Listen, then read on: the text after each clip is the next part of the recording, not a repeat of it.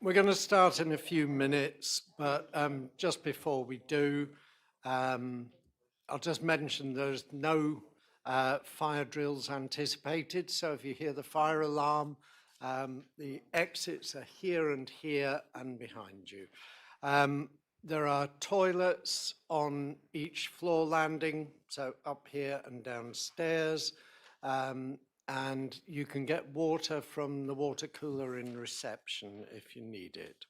I know this is going to be a contentious application, but I would ask that you listen respectfully to the officers and members who are speaking, and refrain, please, from cheering those points you agree with and booing those that you don't, or otherwise expressing your opinions.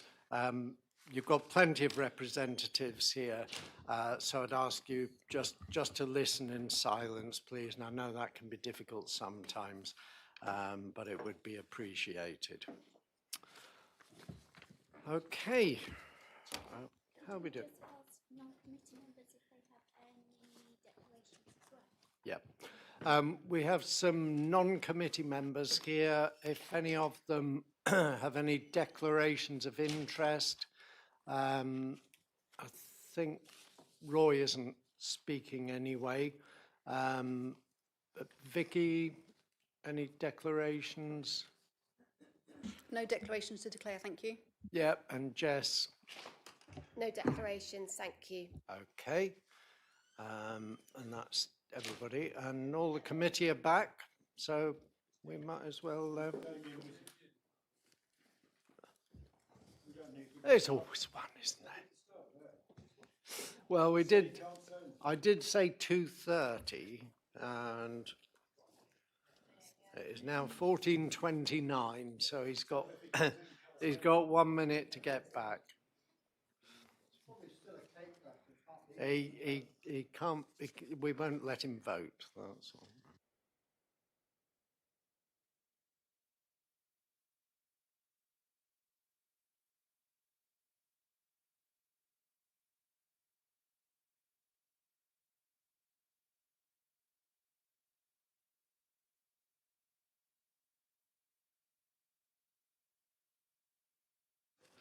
Okay, if we do need Damien's advice, we'll pause for a minute, but I think we need to crack on. So I will hand over to Gareth Stevenson, Principal Planning Officer, to present the report. And this is, just for the clarity, agenda item 12, planning application 252468 MOUT, land adjacent to Go Away Nurseries, Go Away Close, Ottery St Mary. Thank you, Chair. Good afternoon, everyone. So this is an outline application with all matters reserved except for access from Sidmouth Road for the demolition of a farm building and the erection of 140 dwellings with associated infrastructure and engineering works. This is a major application. It's before members as the officer recommendation of approval. Conflicts with the comments of the ward member and the town council. It's also a departure application. So the first slide shows the red edge of the application site, and to give us some context, we have Claps Lane to the north. We also have Claremont Fields to the north as well. To the northeast, we have Go Away Close. This is obviously the Sidmouth Road, which is one of the main approaches into Ottery St Mary.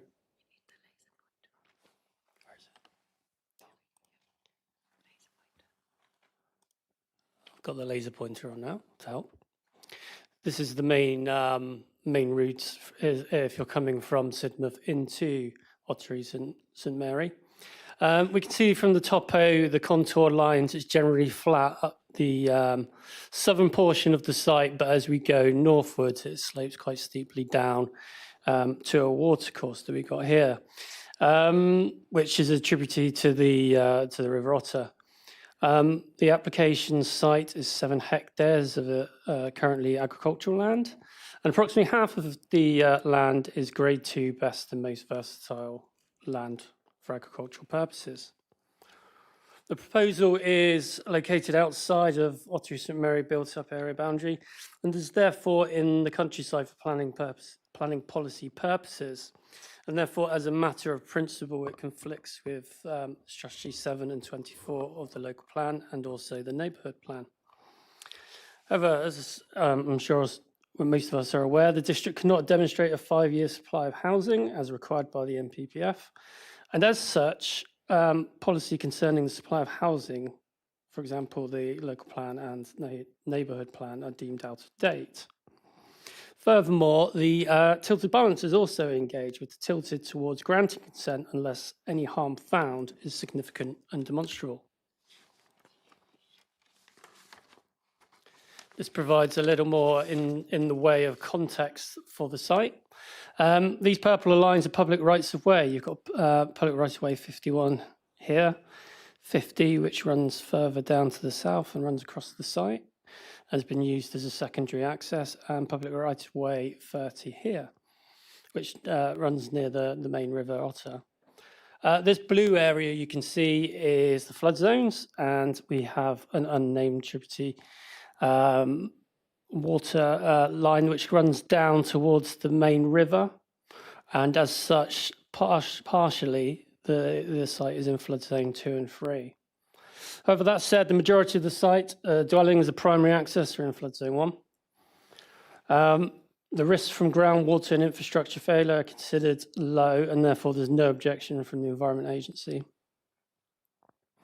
However, as the secondary access from the public footpath is within the flood zones 2 and 3, officers consider the sequential test as applicable. Officers conclude that it would fail the sequential test for flooding, as other allocations could take the quantum of development proposed. The applicant has submitted legal advice this morning contrary to this officer position. They contend that as the access is existing and there's no built form within their flood risk assessment taking place, that it's exempt from the sequential test. In any event, following recent case law, this failure in the eyes of officers is not automatically fatal. Under the tilted balance, the social benefits are considered to outweigh the conflict in terms of the sequential test. This slide shows what's happening with our emerging local plan in terms of site selections.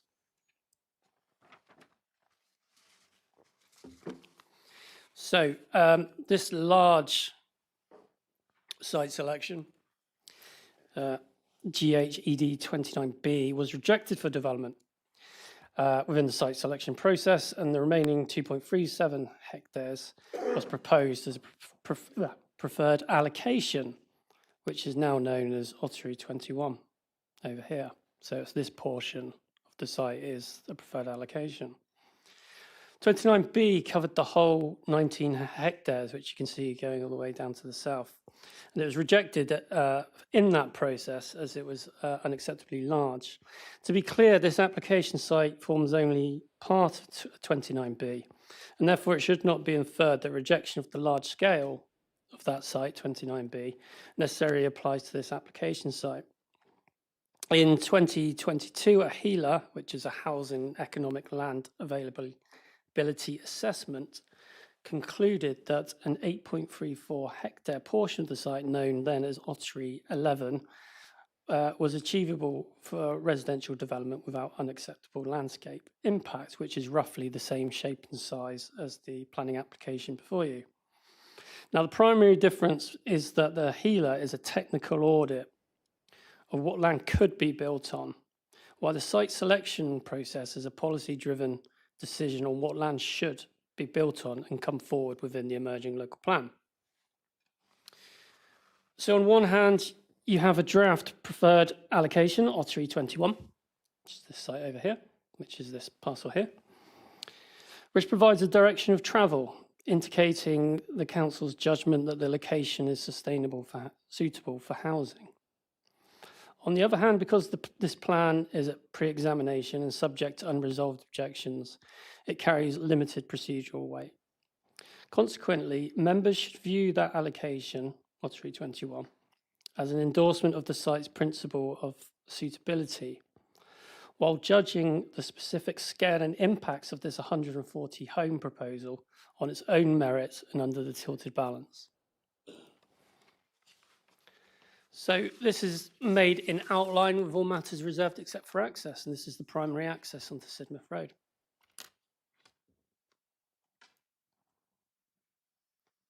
So this drawing shows a priority controlled T-junction with 43 metres in each direction visibility displays, which is designed for 30 miles an hour.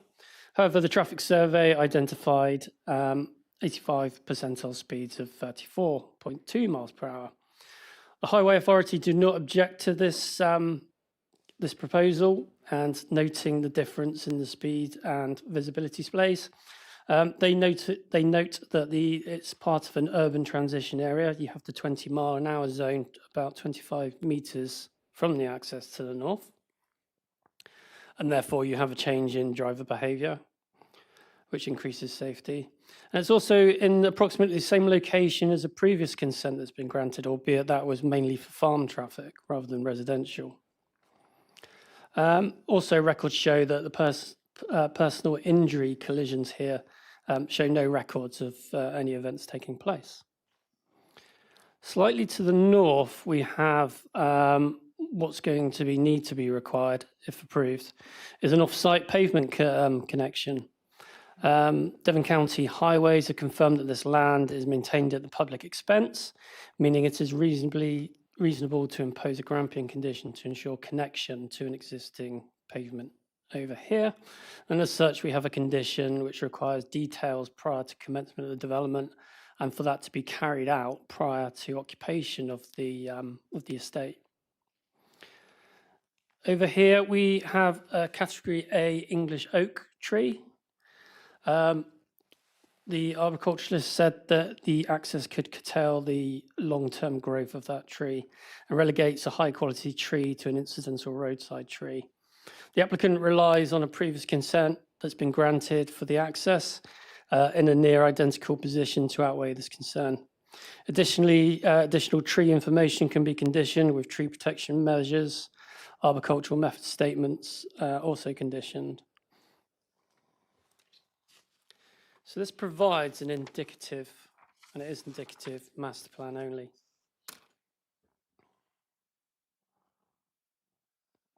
So the net density of this development is between 37 and 38 dwellings per hectare across a net developable area of 3.75 hectares. Now the draft allocation, which is approximately this parcel of land, has a density of 30 dwellings per hectare, but that is gross. So that's for the whole area, not just the developable area within that parcel. When taken as a whole, the gross DPH is approximately 20, which is less than Claremont Fields to the north. The East Devon landscape architect considers that the existing settlement edge, which is along here, is somewhat abrupt and unsympathetic and creates a poorly defined transition to the countryside beyond. And so this application provides an opportunity to improve this connection to the countryside. Here is an aerial photograph to provide context. You can see a historic central boundary, which the ecologist wants to be retained and restated as a species-rich Devon hedge, and also facilitate bat permeability throughout the site. Here's the farmhouse itself, and again, you have a decent hedge around the boundary, which is required for bat commuting.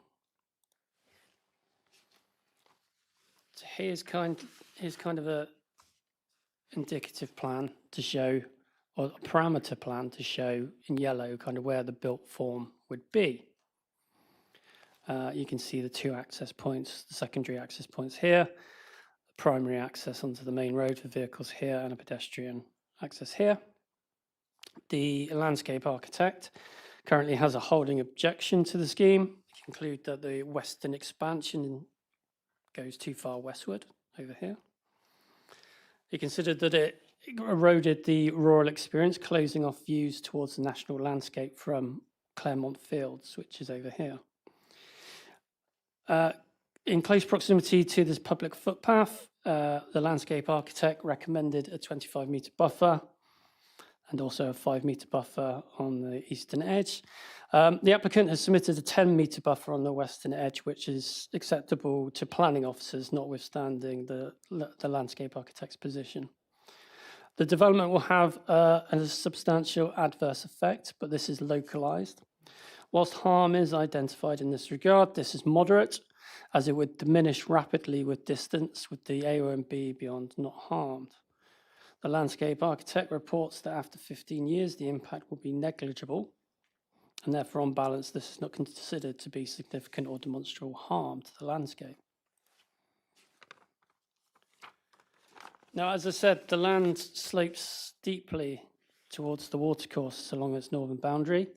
This topographic separation constrains the potential for new homes on this area to overlook the existing properties with a distance of approximately 40 to 50 metres from the edge of where they intend to start building the actual houses. In terms of ecology, the River Otter corridor, which is over here, to the west, supports protected species and a primary focus on bat commuting and foraging routes by including these buffer areas around the perimeter and allowing bats to commute and forage throughout the site. It more than meets the BNG credentials, exceeding the 10% requirement, and overall the ecologist has no objection. In terms of walkability and pedestrian routes, the main route towards the centre of Ottery can be seen with these red lines. There is a cut through Go Away Close here, before you get to the top of Tip Hill and then go down into the rest of the town. There's also Winters Lane, which goes over here, which provides a cut through to Mill Street. This distance here is 630 metres, which is in walking distance in terms of being under the 800 metres threshold by manual for streets, and therefore the proposal is considered to be in a walkable location. The applicants have conducted an accessibility audit, which identified constraints at Long Dogs Lane, over a section of no footway for about a length of about 55 metres, and also Tip Hill itself, which has reduced pavement widths. The audit reports no recent record of injury or collisions in these areas, with observations indicating general acceptance of shared spaces, lowering speeds. Further, the applicant is willing to discuss potential options for contributions, highway contributions, and that is in the heads of terms of the 106. This is a height parameter plan, which shows in purple the 2.5-storey buildings would be centrally placed with lower houses around the periphery to provide relief and to avoid overlooking to neighbouring properties. In terms of foul water, here's the Southwest Water Plan. Down here is where they want the foul connection point for foul water. Southwest Water has confirmed that they are able to provide sewer services for the development, and under the Water Industry Act, Southwest Water are duty bound to provide capacity. Objections are concerned that a gramping condition, if granted, would be inappropriate because the upgrading work may outlast the lifetime of this consent. To manage this risk, we've carefully framed the conditions so that evidence in any agreement of upgrading is prior to commencement of the development, and these are then, if any are needed, are resolved and are in place prior to occupation of these dwellings. Subject to this, there's no objection in terms of foul water. This shows surface water. You can see here we've got two attenuation basins situated just outside the flood zones. The scheme utilises attenuated discharge strategy to ensure that the post-development runoff rates do not exceed pre-development rates. The flow from the site is regulated with hydro brakes and infiltrates into the ground. The lead local flood authority do not object to this proposal, subject to conditions to secure outfall rights, technical details, operational safety and ongoing management. To give context, here's from Sidmouth Road, looking north towards the site. You can see the 20-mile-an-hour speed limits. The field is slightly higher than the road level here, and you can see the existing properties on the periphery of Ottery here. From further afield, I think this is taken from West Hill Road to the east of the proposal. You can faintly see the extent of the site here. Within the site itself, looking north, you can see the existing fringe along Claremont Fields. Looking back almost straight opposite from where that first picture was taken, you can see towards the application site, you can see the plateau flat part of the site before it goes down towards these properties here and the watercourse down there. So due to the lack of 5-year land supply, the balance is tilted in accordance with the NPPF. So against the development, the proposal extends built development into the west part of the field, which was previously rejected under the site selection process. However, that assessment was made under a much larger potential allocation of 19 hectares. It results in some substantial adverse visual impacts on the public right-of-way, in the view of the landscape architect, with officers concluding that a 20-metre buffer is acceptable from that public right-of-way. This is given moderate weight in the planning balance, as the long-term effects on the landscape will be negligible. Officers also consider it fails the sequential test, however, in terms of flooding. However, this is considered to be limited to moderate harm and not a clear reason for refusal. It would result in the loss of grade 2 and potentially grade 3 best and most versatile agricultural land. As per the policy response from my colleagues in the policy department, the proposal does not include any employment generating uses. However, as per the report, our existing strategy 31 of our local plan is not in strict accordance with the NPPF, and we've also granted recent permission on Finneymore for additional employment. And further, the proposal represents 100% uplift in the housing quantum under the emerging local plan allocation. However, yet it needs to be remembered that that emerging local plan is yet to be examined. So individually and cumulatively, these harms are not considered to outweigh these benefits, which is the delivery of housing. We currently have a 3.5-year land supply, and the housing will go towards meeting that need, and that is afforded substantial weight in accordance with the NPPF. There's also a social dimension in terms of providing affordable dwellings. 56 would be provided, which is 40% of the overall scheme. It would help to bring forward Ottery 21, which is preferred allocation. It more than meets the public open space requirements. Almost 50% of the site would be undeveloped green infrastructure with a small locally equipped area for play. It more than meets the biodiversity net gain for the proposal. All significant trees on the site are to be retained, and the development would generate short-term employment during the construction phase itself. So the recommendation is subject to 27 conditions. We have the condition for the footway provision. We have a LEMP, KEMP, reptile translocation strategies, construction management plans, resurfacing of the public right-of-way should the increased footfall harm the existing public rights-of-way, and to allow it in broad accordance with the perimeter plans. It would also be subject to a 106 agreement to secure 40% affordable, financial contributions to Pebblebed Heaths to offset potential harm, potential funding for and delivery of off-site works, including the additional footpath and travel plan to make sure the bus services are adequate. Green infrastructure and ecology to meeting their ecological requirements. Oops. So in terms of report updates from when the committee report was published, we had a consultation response from the NHS Integrated Care Board. That was back in December, and it wasn't put on the website or reported in the committee report due to admin error.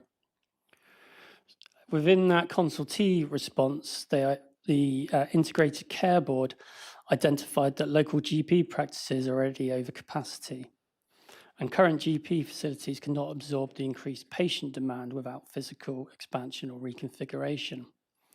As such, they requested £86,507 via a 106 to fund increased primary care capacity. And the Integrated Care Board would object to this application if primary care infrastructure is not secured, as the development would have an unacceptable adverse impact on health service delivery. Officers have considered that the NHS would need to bid for SIL funding. It would be for a SIL bid to come forward for any projects to address the demand arising from the development, with the developer discharging their applications effectively through the payment of SIL. Now, 106 agreements address site-specific infrastructure such as affordable housing, open space, etc., while SIL is used to fund strategic infrastructure that several developments coming forward would rely on and contribute towards. In this case, the infrastructure funding is sought through the expansion and reconfiguration of a GP practice that serves a wide catchment area, and upon which demands will arise not just from this development, but others in the area. This is the case for most healthcare facilities, and so we have specifically stated in our infrastructure funding statement that healthcare facilities will be funded through SIL. Hence, this request would need a SIL bid. Therefore, officers don't consider that a financial contribution under a Section 106 is a reasonable method to secure this mitigation, and therefore should not weigh against the proposal. In terms of other report correction, some of which we've already touched upon, the density issue. The net calculation is 37.4 dwellings per hectare, but that's net, it excludes the green infrastructure and open space. The report states that the proposed development represents a marked intensification relative to the draft allocation, which is Ottery 21, and that's not correct. If this application is taken at gross, this equates to approximately a density of only 20 dwellings per hectares. In terms of site allocation updates, the report says that the western proportion of the site was previously rejected through the council site selection due to be unacceptably large, whilst it's factually correct that the land was part of that rejected parcel. It's important to ensure no misunderstanding regarding the scale of that previous assessment, which related to the whole 19 hectares. Another update, this morning we received legal advice from the applicant, which argued that the council had misinterpreted the sequential test policy. They contend because their flood risk assessment did not identify the need to upgrade the public right-of-way, which already exists, the council cannot use an imposed condition, which is condition 27, to upgrade that public right-of-way to force the need for a sequential test. However, this does not change the overall recommendation. One other update is a slight alteration to condition 12 to do with ecology, inserting the word broad. So the ecological works will take in a broad accordance with those plans, as some of those plans relate to matters which are to be considered under the reserve matters. So to conclude, the resolution is to approve, subject to the suggested conditions listed, and subject to the completion of a Section 106 agreement, and to adopt the appropriate assessment as written. Thank you, Chair. Thank you, Gareth. Okay, so we now go on to speakers. We have 10 speakers altogether. So I'm going to ask everybody to stick tightly to the time allocated, please, and not to overrun. We will stop you. So first, I've got Peter Wright. You'd make your way up to the lectern.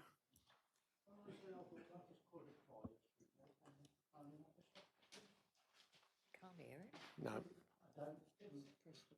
Give many of the objections. Right, Chair, members, objection to application 252468. Pollution. This site sits with a direct link to the River Otter and slopes towards it. In this context, polluted runoff is not a remote possibility, it is a foreseeable outcome, particularly during heavy rainfall. Reliance on drainage mitigation is suggested, yet there is no robust assurance that contaminants, phosphates, hydrocarbons, bacteria can be consistently kept out of the catchment. Approving development here would sit in direct conflict with this council's nature recovery commitments and its stated aim to protect river environments in East Devon. The foul drainage position is even more concerning. The proposal depends on connection to a network that is already under strain and near collapse. There is no guarantee of capacity from South West Water. Local evidence shows surcharging, discharges into fields and watercourses, and repeated adjacent stormwater overflow breaches. 34 in the last 3 months. That is not a resilient system. The Council has been clear, where capacity cannot be demonstrated over the lifetime of an application, refusal is required. This was stated by the Assistant Director of Planning in November 2025. In this case, no firm or funded commitment has been provided, and that uncertainty cannot simply be deferred by condition. The sequential test. Officers have concluded it is not met. That should be decisive. National policy is clear. Development must be directed to areas of lowest flood risk. This is not optional, and it is not overridden by housing need. Where reasonably available lower risk alternatives exist, they do here. Refusal is the proper and lawful outcome. A recent Court of Appeal judgment confirms that the sequential test cannot be bypassed through site-specific mitigation, nor limited to land within the applicant's ownership, contrary to the planning officer's assertion. Quite simply, where the sequential test fails, the system directs you to place significant weight on other harms and refuse, not engage tilted balance. Balancing planning balance. The report describes this as finely balanced. With respect, that is not true. The harms are clear and acknowledged, while the principal benefits is a notional housing contribution that does not displace the development plan. Having failed the sequential test, the tilted balance is not engaged. Countryside development must meet Strategy 7 and related policies. That's your time, so if you could... Yeah, I'm concluding now. A recent refusal appeal, 2505 Fennerton, reached similar conclusions for a comparable scheme, finding conflict with development plan and significant harm. This is probably the worst location in Ottery St Mary for development to occur. When policy is applied properly, the harms significantly and demonstrably outweigh the benefits. Do not make a poor planning decision. I therefore respectfully ask you to refuse. Thank you. Okay. Next speaker is Martin Stockley, please.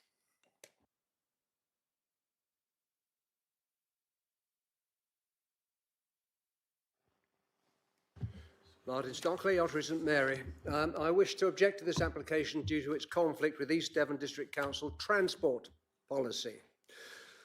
East Devon Local Plan Strategy 5B states that development will need to be at locations where it encourage and allow for safe means of transport, including walking, cycling, and public transport. Local Plan Policy 26 reiterates that development should enable people to make realistic alternative choices to the use of the private car. And special attention should be paid to ensuring that new developments provide satisfactory access to persons with reduced mobility and persons with prams and pushchairs. So let's consider this application in the light of those policies. Firstly, pedestrian access to the town would be via the narrow highway of Tip Hill with its inadequate pavement. A recent survey of a mere 60 homes in the neighbourhood revealed 8 reports of pedestrians having been struck by vehicle wing mirrors while walking up or down Tip Hill. These incidents aren't reported because the vehicles rarely, if ever, stop, and the injuries are generally limited to bruising. But it's a sobering thought that wing mirrors are often at the same height as a child's head. And yet this application would direct another 300 or so people and maybe 200 more vehicles into that already constricted and dangerous environment. An unenforced 20-mile-an-hour speed limit has made no material difference. So pedestrian access is not safe or convenient. Secondly, how would persons with prams and pushchairs cope? Or disabled people with limited ability to walk? Well, they'd first need to exit the estate on a route which the council landscape architect describes in his report as circuitous and neither obvious nor convenient. They then need to climb the steep slope up to the difficult 4-way junction at the top of Tip Hill, where a recent Devon County Council report described the sightlines and visibility as challenging. That's for able people. Having crossed the road, they would then proceed down a pavement on Tip Hill, which in places is barely 2'6" wide. So all oncoming pedestrians will have to step into the road to allow them to pass. Access to the town could scarcely be less satisfactory for these people. Thirdly, cycling. In over 8 years of living in Gurway Close, I've only ever seen one adult resident occasionally ride their bike because the roads aren't safe and the hills are hard work. Very few people will choose to cycle. It's a planner's pipe dream. Fourthly and finally, how convenient is public transport? Well, not very. The nearest bus stop would be 15 to 20 minute walk away via Tip Hill, of course. Members of the committee, this application flies directly in the face of so many worthy aspirations incorporated in the local plan that I would respectfully ask you to reject it outright. If additional housing has to come to Ottery, it should be on the west side of town. This application is most definitely on the wrong side.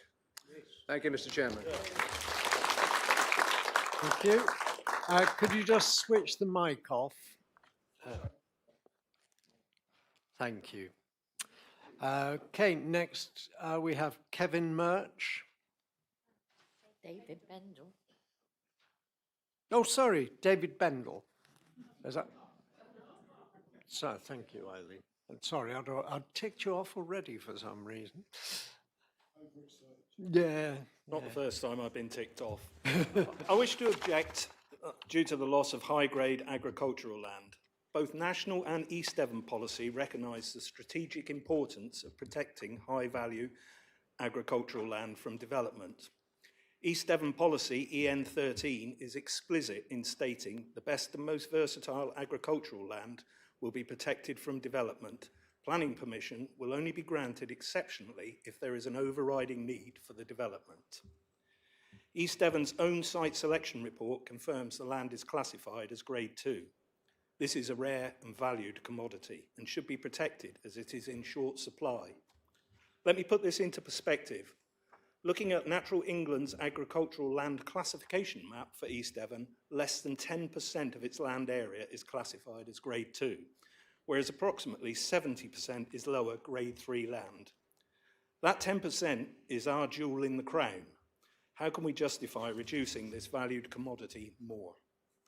Ottery has no major employment sites, and therefore any development is not self-sustaining, another national and East Devon policy requirement. We would be sacrificing this land just for convenience without the demonstrable benefits of increased employment and reduced traffic movements when less valuable land is available elsewhere in greater volume. A progressive and forward-thinking authority should recognise the long-term harm done by permanently removing high-grade land for the purposes of development. A recent nearby decision by the planning inspector agreed with this view, despite the lack of housing land supply. A poor planning decision should not be made which leads to irrevocable harm solely for the purposes of hitting a target. How often have we heard no farmers, no food, no future? Development on high-grade agricultural land is the start of that prophecy. Indeed, the recent government national security assessment cites food security as a major risk. In conclusion, you as a planning committee have a tough decision to make. Short-term gain for long-term harm, or to be those who consider the long-term harm that will affect generations to come. The latter would be in line with East Devon's own Strategy 3, taking a long-term view of our actions, ensuring that future generations live in a high-quality environment. I therefore object to this planning application because it results in the unnecessary and permanent loss of a scarce agricultural resource, contrary to both national and East Devon policy, and specifically policy EN13. Thank you. Thank you. And now it's Kevin Murch, please.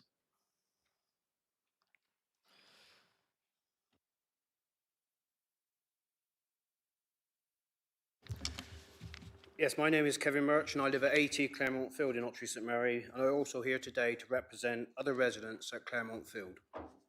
We're objecting to this application because of the serious loss of privacy and residential amenity that this development would create to multiple existing properties in Claremont Field along the northern boundary of the site. This conflicts with the requirements of Policy D1 of East Devon District's local plan, requiring that any proposals does not adversely affect the amenity of occupiers of adjoining residential properties. As shown in the cross-section I submitted to the planning portal in December, the proposed houses would sit on a significantly higher ground than our existing homes due to the area beyond Ottery 21 sort of rising up slightly, but the main thing is the houses within Claremont Field step down significantly as it goes west. Because of this level difference, the windows of the new properties would look directly into the rear windows of our properties, as well as our private amenity spaces, invading our local privacy to an unacceptable degree. Many of our homes are already visually exposed at the front due to the raised open space within the estate. Our rear gardens therefore provide the only meaningful private amenity space for residents and their families. As you'll be aware, amenity does not just encompass privacy. A loss of amenity can also occur when there is a poor relationship between the new and the existing, such that the new dominates the existing and has an overbearing feel. That would certainly be the case here. The applicant suggests that additional tree planting could address the overlooking problem. However, given the height difference between the proposed houses and our gardens, it is difficult to see how planting could realistically prevent direct views into our properties. Landscaping cannot resolve the fundamental relationship between the higher development platform and the existing homes below. The earthworks required to provide the attenuation ponds on a significantly sloping site has potential to dramatically change the topography and overlooking aspects of the site further. Members may find it helpful to visit the site to understand the significant change in levels between the proposed development and the existing properties within Claremont Field. You may say that this is an outline application with matters of layout and detailed design reserved for future approval, and that the submitted master plan layout is not fixed. However, you must satisfy yourselves that the site has the capacity to accommodate the proposed development. The submitted master plan layout shows that this is not possible without substantial loss of amenity for adjoining occupiers. So in conclusion, the proposals would result in a permanent, substantial and unavoidable overlooking of the only private outdoor space available to many families in Claremont Field. For these reasons, I respectfully ask the committee to refuse this application as it does not meet the requirements of the local plan policy D1. Thank you. And David McKinney, please.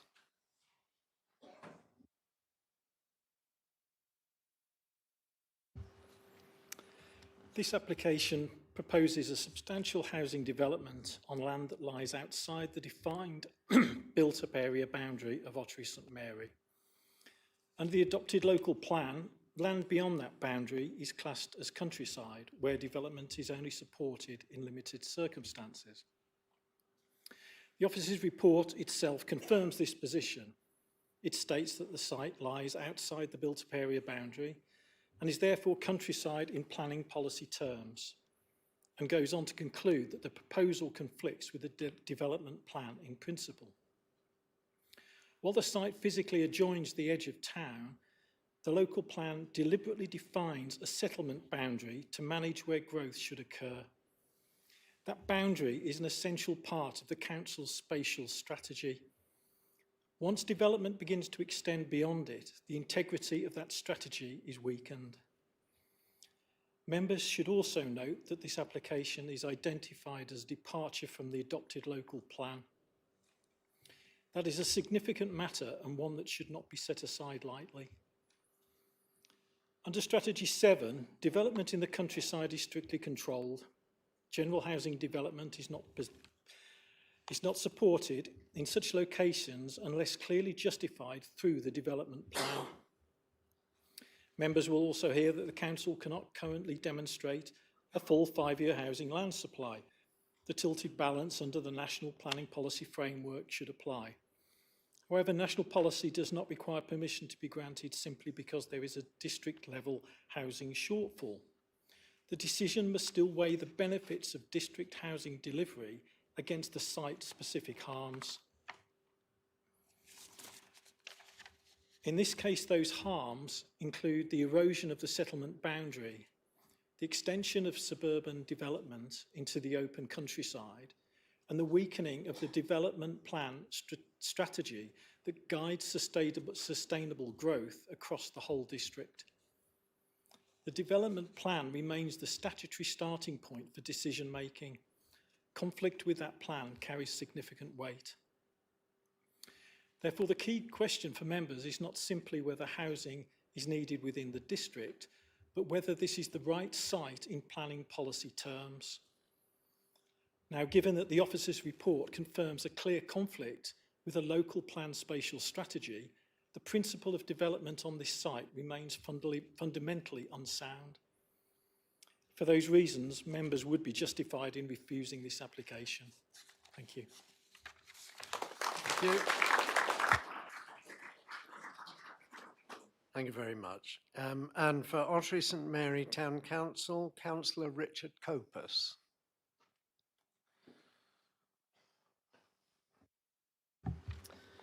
Thank you. Good afternoon. I'm Vice Chairman of Ottery St Mary Planning Committee, and I'd like to comment on a number of the specific statements made in the Planning Officer's report for the committee to take on board. Contrary to what is stated, the public rights of way enhancements which are proposed are very minor indeed.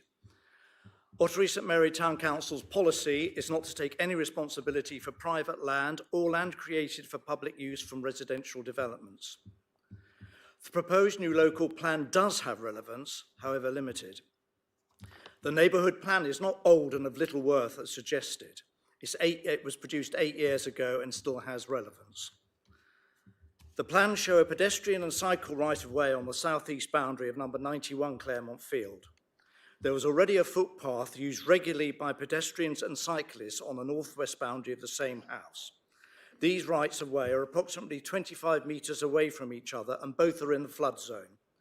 To create an additional right-of-way would be superfluous and place number 91 in the middle of a pedestrian and cycle roundabout. The current right-of-way can simply be remodelled for the very short section concerned, which would also allow disabled persons to access the field this way. It is stated that the proposal to develop is finely balanced. Indeed, it is. And that balance must not be skewed by misinterpreting some aspects of national policy. In principle, the development conflicts with a development plan, as stated. It does not engage the wider policy framework. New government policy states that prima facie, development should be permitted on land close to a railway station or primary route hub to meet increased housing needs. The near motorway standard primary hub route at Daisymount on the A30 is 3 miles away, and the small railway halt, and it's a halt, not a station, at Fennerton is 4 miles distant. The newly generated traffic will need to drive through a small congested town to access these hubs, and 75% of vehicle movements from the new development will be travelling in that direction. Therefore, the land in question does not meet government criteria, and this tilts the balance against development. The harm to the centre of Ottery St Mary Town caused by the increased traffic does significantly and demonstrably outweigh the benefits of the proposal. The land in question is clearly on the wrong side of town. If this planning application is passed, it will be a carte blanche for any developer in almost any community in East Devon to build outside areas of national landscape, as this application will be treated as the template on which to proceed. The government has extended the deadline for submission of local plans under the transitional arrangement. These allow for councils to benefit from comparatively lower housing targets. This should reduce the pressure on planning authorities to approve planning applications which clearly require more time and scrutiny and which should not be steamrolled through under pressure. Thank you. Thank you very much. Okay, next we hear from the agent, Sophie Caton.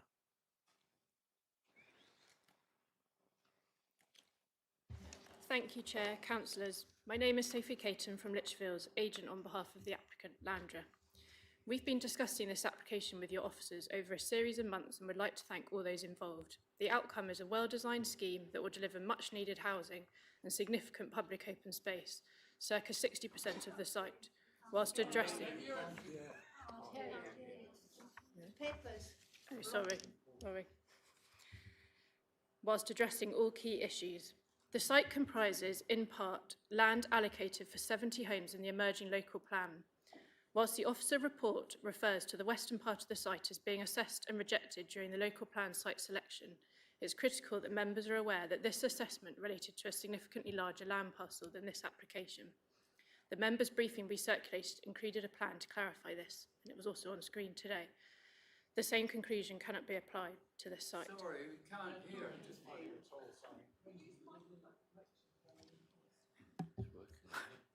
Bend down, just carry on.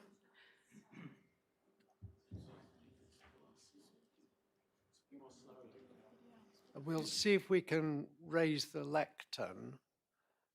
It is difficult if you're sitting at the back to hear. It's not going up. I'll stand really close to it.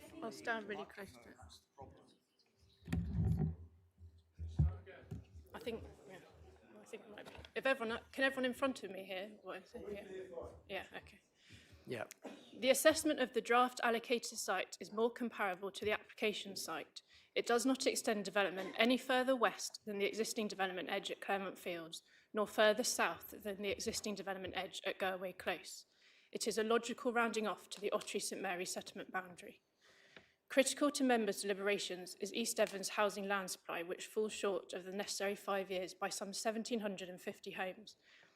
MPPF paragraph 11 applies, requiring application of the tilted balance. Permission should be granted unless any adverse impacts of doing so would significantly and demonstrably outweigh the benefits.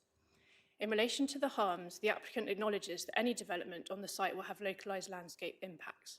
This would also apply to the draft allocation independently. Following an initial landscape objection, the applicant pulled back the western and northeastern development edges, such that officers confirmed the development extent is now acceptable and there is no adverse effect on the national landscape. The officer report states the sequential test is required and failed due to the existing public right-of-way, and it is existing, traversing flood zone 3. Landra has sought a legal opinion which confirms this is a misinterpretation of the MPPF. The sequential test is not triggered here, and it's important that members are aware of this. We appreciate that there have been a number of local objections, but where relevant, these have been fully addressed within the application. Significantly, there are no outstanding objections to the proposed development from any technical consultees. This includes highways, infrastructure and amenity. In relation to the benefits, these are significant and include delivery of 140 homes, including 56 of which would be affordable, green buffers and dark corridors with BNG exceeding 10% by some margin, safe vehicle, pedestrian and cycle access to the town, infiltration basins which improve the surface water drainage, and contributions towards local infrastructure and other job and local expenditure benefits. In summary, Landra has demonstrated this is a suitable, available and deliverable opportunity to deliver homes at the earliest opportunity, which is critical in the context of a pressing housing shortfall. This is an opportunity to build the homes that the people you represent need in the right way. This is a straight MPPF tilted balance assessment. The local plan is out of date. The housing need is significant. The only conclusion against national policy can be to approve the application as per your officer recommendation. Thank you. Thank you. And next we have Devon County Councillor, Councillor Jess Bailey, and you have 3 minutes as well, Jess. Thank you. I wish to strongly object to this application. There are a number of compelling reasons, but I'm going to focus on 2 today. I'd just like to remind members that it's not just a number of objections, it's actually nearly 600. I think it's 588 objections to this. The 2 key reasons I'm objecting today are the objection from the council's own landscape architect, particularly focusing on pedestrian and cycle links to the town, which he says are poor and unlikely to encourage active travel over car use for short trips, contrary to local plan policies TC4 and Strategy 5, and really importantly, exacerbating traffic congestion within the town. I don't believe the landscape architect's comments were fully captured in the committee report.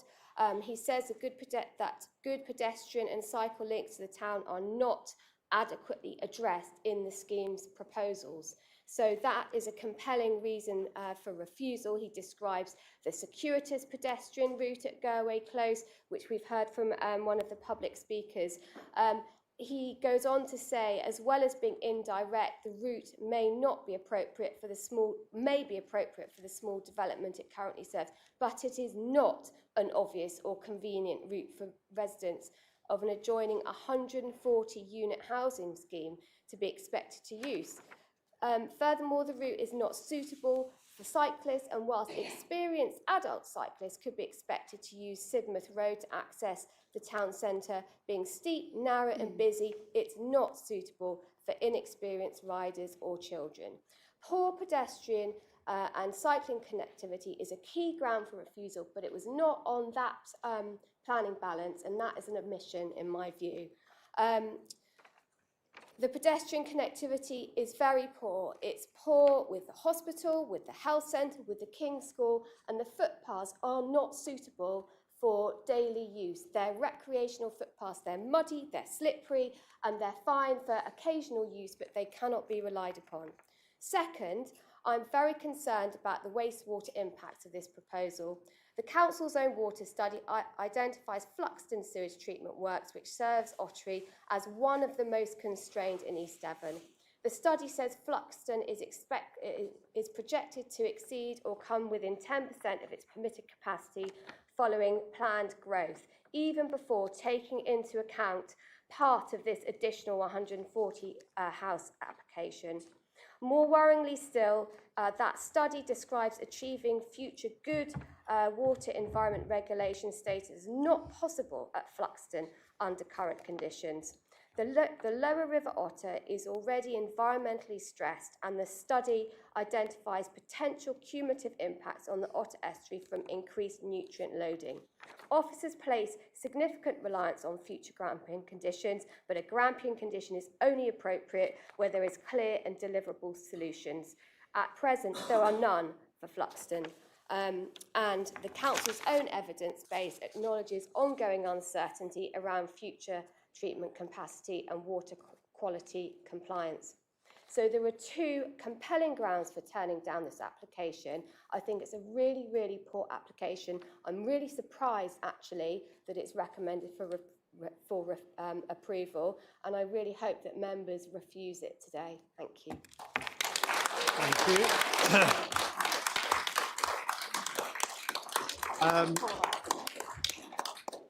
I don't mind too much if you want to applaud people, but when we get into debate, I would ask you not to express your views. So we move on to the ward members. Councillor Vicky Johns. I'm here. Okay, thank you. Firstly, it is difficult as a councillor to argue for or against an application when the information from the applicant is given at the start of the meeting instead of being formally submitted within the appropriate timescale, giving time for councillors to read and absorb the information. This should not be allowed. And moving on. In the officer's report, it has been stated that the application put forward is because it represents a departure from the local plan. I don't think it is a departure, so much as clearly ignoring the local plan altogether. The application put forward goes against the East Devon District Council's own upcoming local plan, which categorically refused part of this site formerly known as GHED 29, which was for 200 houses. The local plan clearly states the large area should be rejected and not allocated as it forms an unacceptable extension into open countryside, has inadequate access arrangement and is of an unacceptable scale. The site lies outside the built-up boundary for Ottery and comprises mainly of Grade 2 and Grade 3 agricultural land, which is the best and most versatile land and should not be built on. East Devon District Council's own policy, EN13, Development on High-Quality Agricultural Land, is a core policy guiding planning decisions, ensuring that development proposals, particularly solar farms and housing, are scrutinised for their impact on BMV land. There is no doubt in anyone's mind that building on this agricultural land will destroy it, not just for now, but for the future, as once removed, it cannot be replaced. The upcoming East Devon District Council local plan has looked at site Ottery 21, which is for 70 dwellings, and again, the local plan clearly states it would have significant intervisibility with the national landscape. As the site is located on the valley floor, it would be visible from prominent ridges.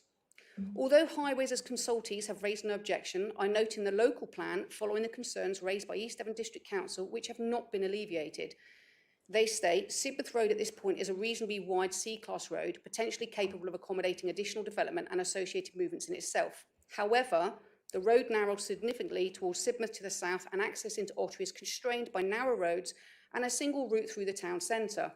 Ottery Town Council commissioned its own transport study conducted by Calidus Transport and Engineering Limited.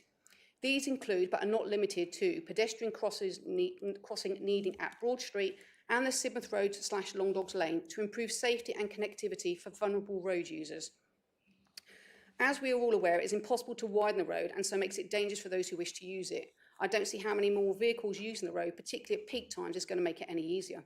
The proposed development can only be accessed via Sidmouth Road, which is an unclassified road and a route already subject to excessive traffic volumes, speeding, congestion and highway safety issues, particularly at Tip Hill, Long Dogs Lane and Winters Lane.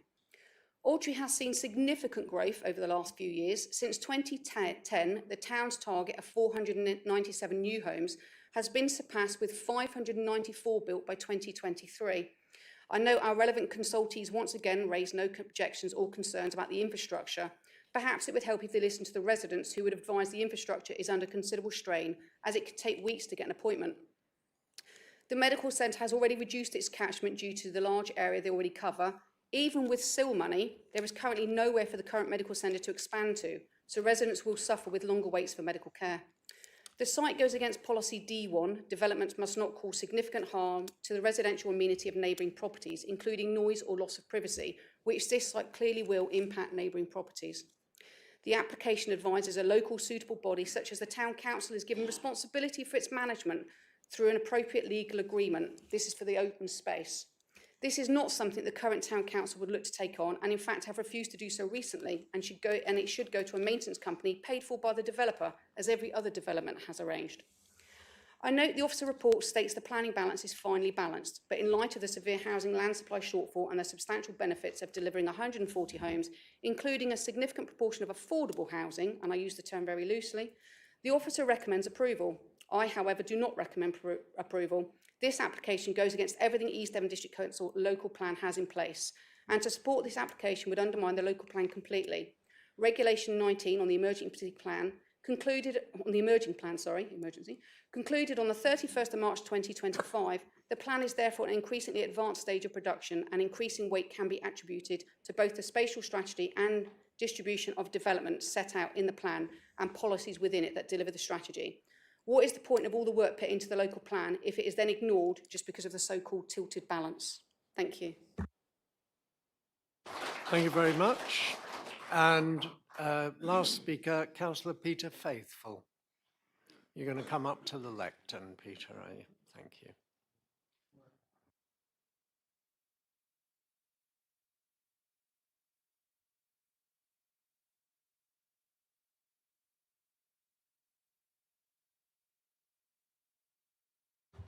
Thank you, Chair. There's two subjects I'm particularly concerned about with this planning application. One is highways and the other is sewage. Sidmouth Road is a busy road with no pavement, and the proposed footpath through Gerway Close to me is unrealistic. It is not a direct route to go into town and leaves pedestrians walking down the road with no pavement and very narrow.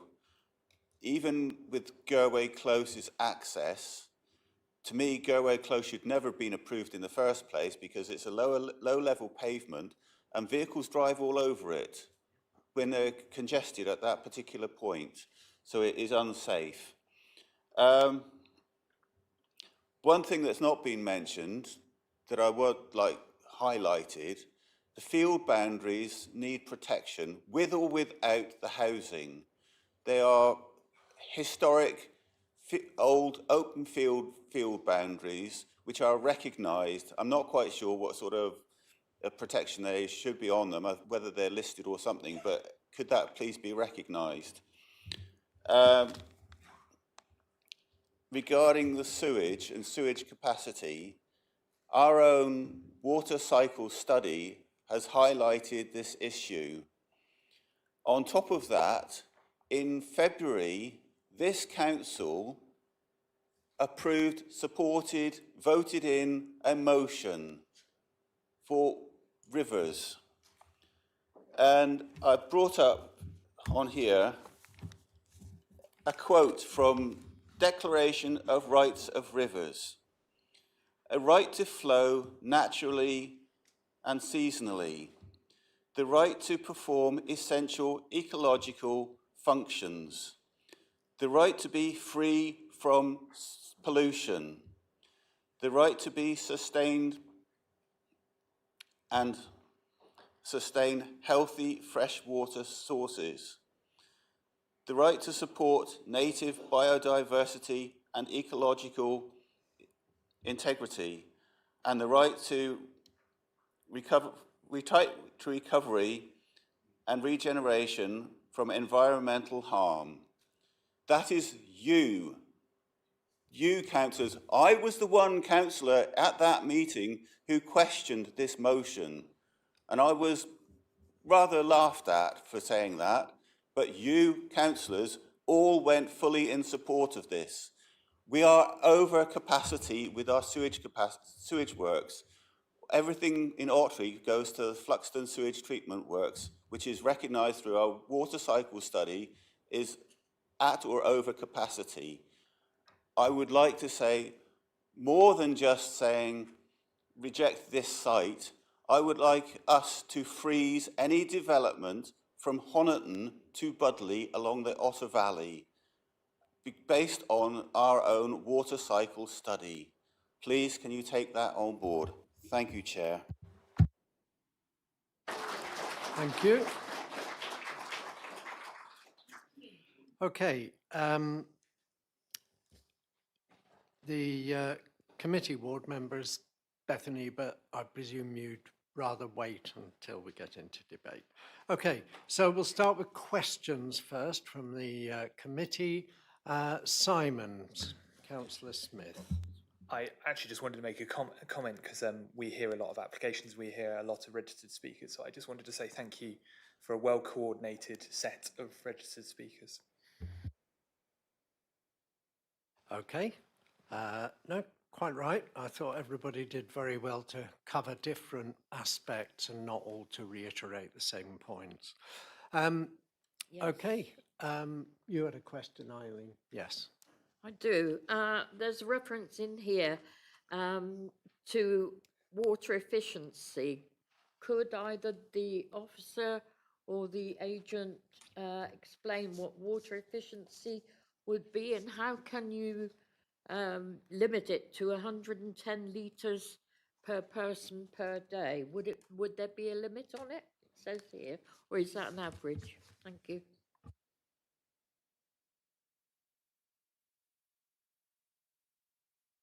Sorry, okay, to remind us which condition that is. Yeah, It's quite...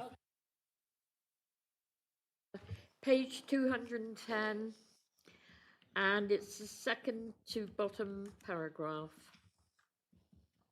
Thank you. Yeah, in short, it ensures that there's enough water in compliance with building regs to meet the needs of what's being built.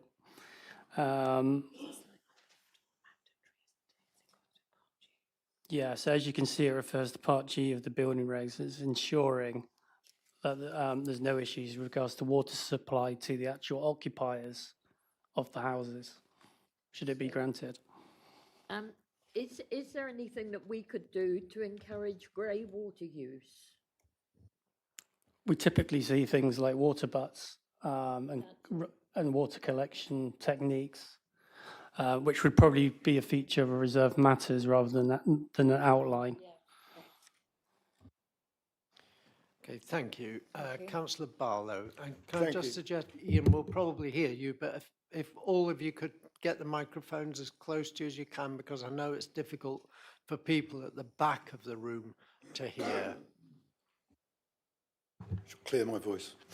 Thank you, Chair. Can the officer please confirm the access along the Sidmouth Road from the new entrance you're talking about to Gerway Close, where there is a path, however narrow, that starts there and then goes up Tip Hill? Can we confirm that there is a path along that road all the way to Tip Hill? And also, you mentioned that you put at the end of it a new thing where you'd spoken to the developer today about their reluctance to do something with paths, whatever, to fund the path. Could you just repeat that, please, for us? Yeah, sure. So in terms of connectivity, there is a highway area to the north of the pedestrian access, which is maintained at public expense, which means that it's reasonable for us to make sure there's a suitable pathway towards Gerway Close so people can walk along there. Then there's like a turning head. I don't know if you can see my screen. And then a pedestrian walkway that allows you further north towards Tip Hill. We emailed Devon County Council, and that's what they said to us in writing.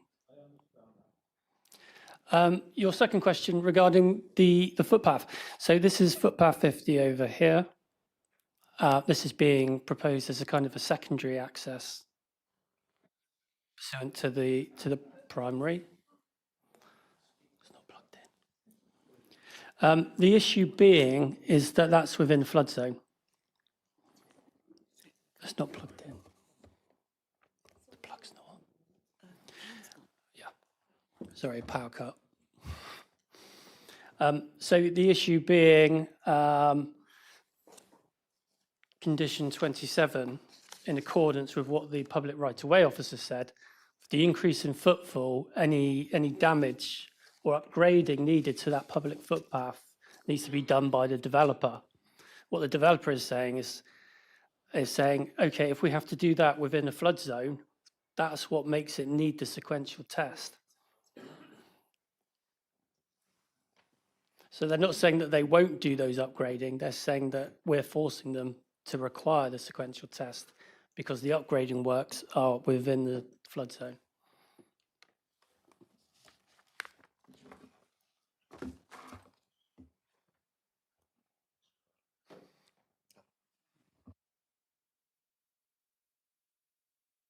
We're just getting the slides back so that members can refer to them.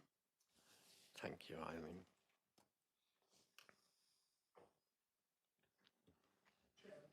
Is that hand up? Right?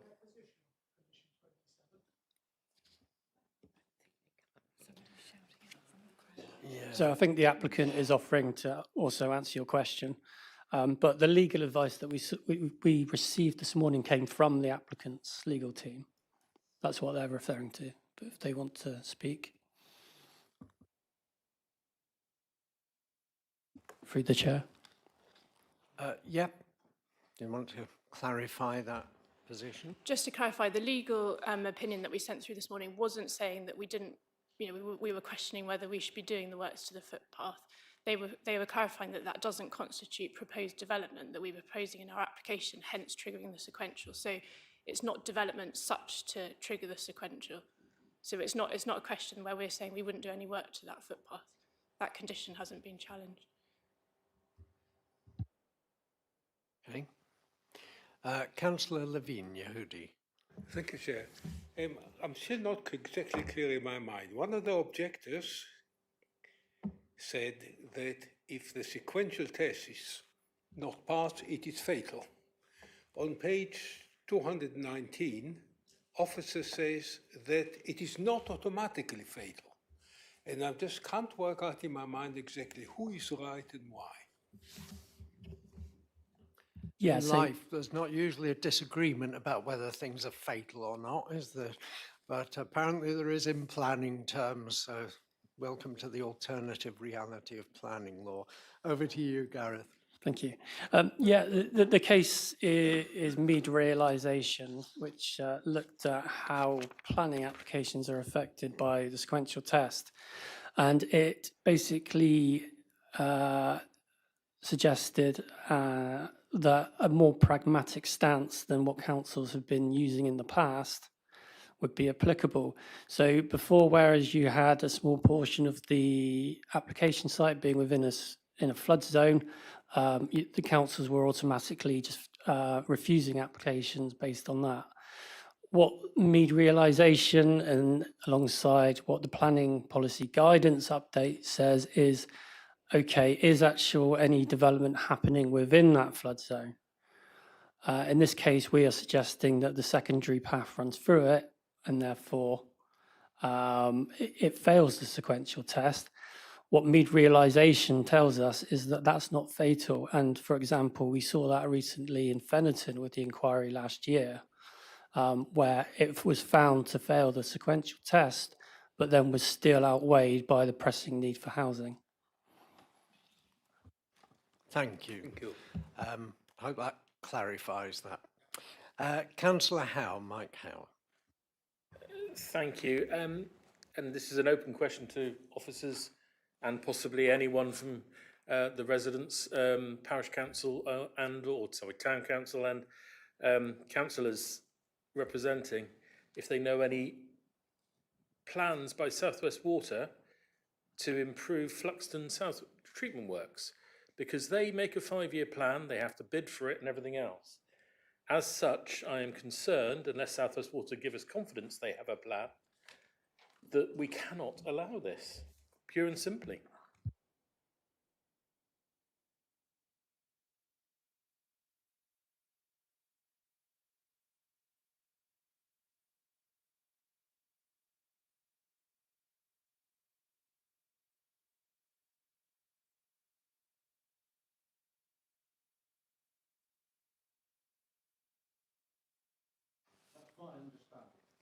Okay, thank you. Don't usually allow interpolations from the floor, but as Mike invited it, and you obviously know what you're talking about, and South West Water are often somewhat obscure in what they can tell us. So yeah. Do we have, I think somebody mentioned that Fluxton is severely constrained at the moment, and we know the River Otter is in a pretty poor state.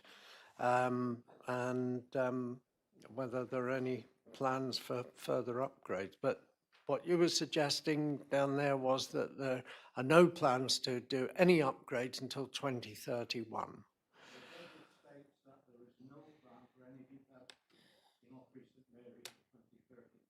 Oh, right. Okay, thank you.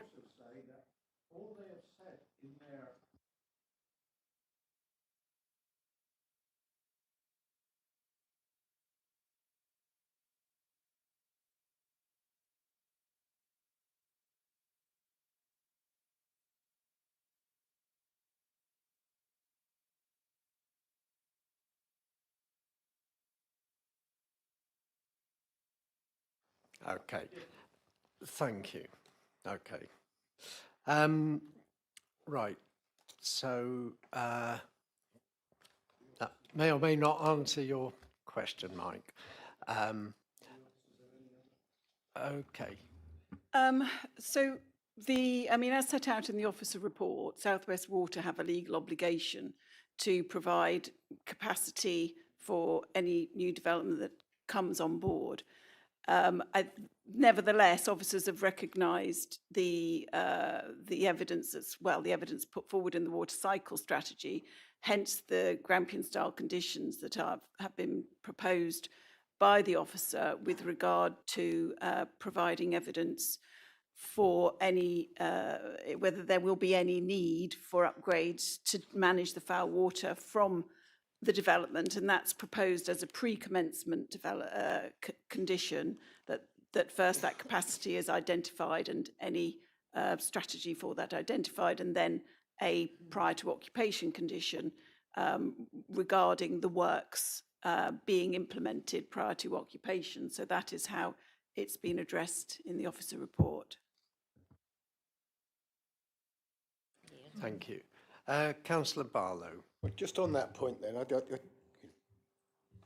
we're having two different things there. You're saying that they're going to provide this, but we all know how South West Water works. Where I've been working with them in Sidmouth, it takes, as Mike says, at least 5 years to get through the financial plan to be able to do these works. And it has to go through many different things, planning included, and then get to the board for final financial agreement. So they have a 5-year plan. If it's not on the 5-year plan, can we or can we not do a Grampian style order to say they've got to do something if we find they need to, which, to be honest, we already know because we've already been told it's up to capacity.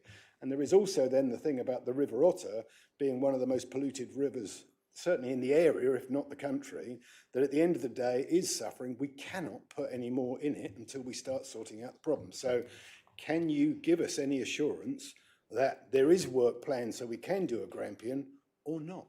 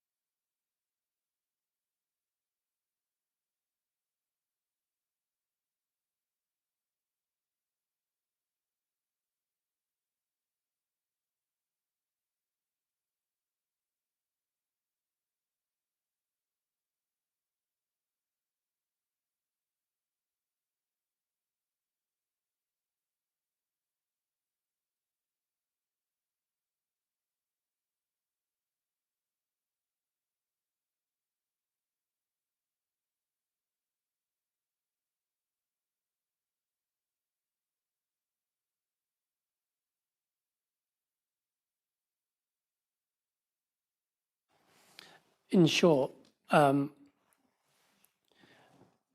haven't seen what their 5-year strategy is and whether how they deal with, because as years go along, obviously consents come through. So I don't know how they accommodate those additional houses that get consent. As I said, as Ms. Ormsby said, they have a statutory duty to take those on and to cater for those. And that's backed up by the NPPF, which advise decision takers to assume that these regimes will operate efficiently. And that's what the Grampian condition seeks to do. So if there's not adequate capacity and there's no plan in place, then they can't discharge that condition and the permission falls away. But what the NPPF tells us is we have to assume that those regimes operate efficiently. But we know, but we know they don't, which is why we conducted our own water survey, because we weren't happy with what they were telling us, weren't they? So we sort of know there's issues there. It's a matter of, you know, it's all very well putting a Grampian position. I was under the understanding you're only allowed to put a Grampian condition in if you know the works can be done within the time. And we need these houses within the next few years to get on our 5-year housing land supply. Otherwise, we don't need to use the tilted balance. So if they're not willing to do it in the next 2 years, is it even possible to do a Grampian condition? That is my question, really. Well, the condition is framed in accordance with what the NPPF tells us, which is that they've got statutory duty to take on the additional housing, we have to assume, decision takers have to assume that that would operate efficiently and effectively. If you have... Okay. But I'll just remind members we're taking questions at the moment. And I think there is a Grampian style condition in the conditions, number 24, if I'm correct. Well, whether or not we have evidence that South West Water have no plans necessarily for upgrades, that doesn't mean they could not logically come forward. So I think we are covered by the Grampian condition. Chair, to be quite honest, that's poppycock. We as a council have voted a vote of no confidence in South West Water. The response on this application proves the fact they haven't got a clue. They are currently operating over capacity today, well and truly in both Fluxton, which is Ottery, and Honiton, which is even worse, further up the River Otter. Any planning permission we grant between those two sites that is not planned for more than 5 years away, which the local plan even, when we were discussing these sites, said they would come later because of the problems with funding and South West Water, will pump sewage straight into the River Otter, nowhere else. There is no qualms around that. Us trying to sidestep it and jerry-rig a way to cover our backs when we know the facts is not good enough in these states. South West Water plan on a 5-year process. If they had a plan, they would have told us for the next 5 years. That was my question to start with. They have no plan. All other applications, Limpstone, Exmouth and everything else, they say their plans. We might not believe them, that's different, but they tell us what the plans are and they go through it. That is not happening here at all. They have no plan. This site cannot be delivered within 5 years, and I do believe we shouldn't be accepting it on that front. But I am asking for reassurance from officers if we had any. We're not getting it. Okay. Yeah. We do feel the condition is appropriate and legal, as you say. The test is whether there's no prospect at all of what the condition proposes. If there's no prospect at all of that happening, then it would be improper to put condition on. What my advice is to members is, because of the statutory regime in place, there is a prospect of them complying with that condition. Okay, so we may not trust South West Water, but there's nothing new there, is there? Brian, is this a question? I think it is. I'll leave that for you. No, you decide. Is it a question? Well, my question is to the officer. It's all a bit vague. It's all a bit up in the air. So there's no absolute, yes, they will provide this within a period of time which is necessary, or they will not. You say a prospect, which is an excellent expression, but what does it mean? Does it mean yes, they will, or no, they won't? No offence, officer, I think you're doing exceedingly well under all this pressure, but we need to have the answers. Thank you. What I'm saying is, if they can't comply with that condition, then the permission would fall away and they can't build what they're seeking. If I could just come back, I think there's two aspects. There's the issue of, is it lawful to apply the Grampian condition as set out in condition 24? And the test for that with the Grampian condition is there some prospect that that condition could be complied with? What the condition is asking is firstly that prior to commencement of development, Southwest, the applicant demonstrate to us, and obviously it would be in consultation and collaboration with South West Water, that there is adequate capacity in the system to take the foul and surface water from this development. And if there isn't, then they would need to demonstrate what are they going to do to ensure that capacity is delivered. So that's the first aspect, and that would happen before development commences. If it transpired that there was absolutely nothing that could be done to provide capacity, then the planning application wouldn't be able to proceed. But what we as officers have to be confident in applying the condition in the first place is there some prospect, whether it's large or small, of that happening? And the officer view is, yes, there is some prospect that South West Water will come up with a proposal, and they've done it in other areas that we've looked at where there are capacity issues, to demonstrate how they would generate capacity within the system, bearing in mind legally they're obliged to do so in any event, to accommodate that development. So we as the local authority maintain control, because if we are not satisfied that the scheme that's come forward is adequate, then the development would not be able to proceed. What we're doing at the moment, however, is putting a condition on that we think is reasonable, meets the necessary tests, because there is some prospect of the condition being complied with. We're not talking about the prospect of whether or not the infrastructure will be delivered. The infrastructure has to be delivered, so there's no doubt in that respect, but this is how we would seek to secure it through the application of this condition.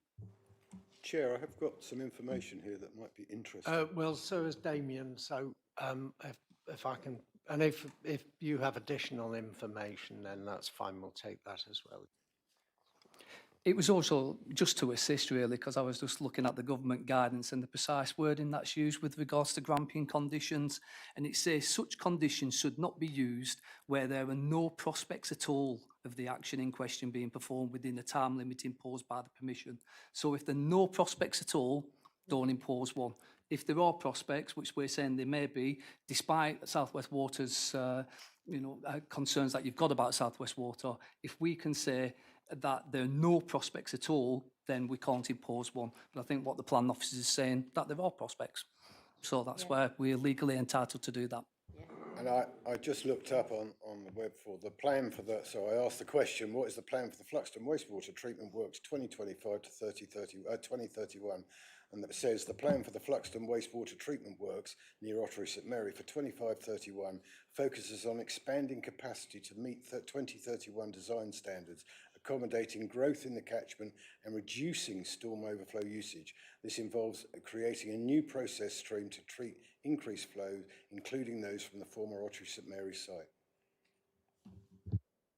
Okay, thank you. Well, it means something's going to happen, if you believe them indeed. Okay, do we have any other questions? Councillor Gazzard. Thank you, Chair. A couple of people have mentioned that the government have given some leeway on areas that are going through reorganisation with regard to the housing numbers. My question is that correct? Because I haven't heard that. And B, if it is, have we applied to reduce our numbers? Because, well, that's my question to start with anyway. Thank you. I think that's probably more one for strategic planning, but obviously it's pertinent for us in engaging the tilted balance. No, the prospect of local government reorganisation at present has got no implications for housing number delivery. I think the only sort of thing that's potential at the moment is that there have been changes to how housing numbers are calculated, and that's got nothing to do with local government reorganisation. There have been new methodologies introduced, and if we don't submit our local plan by a set deadline, which is at the end of this year, our local plan numbers would have to change to meet that new methodology, which would mean we would need to increase our housing numbers. So that, I don't know whether that's perhaps been confusing the conversations.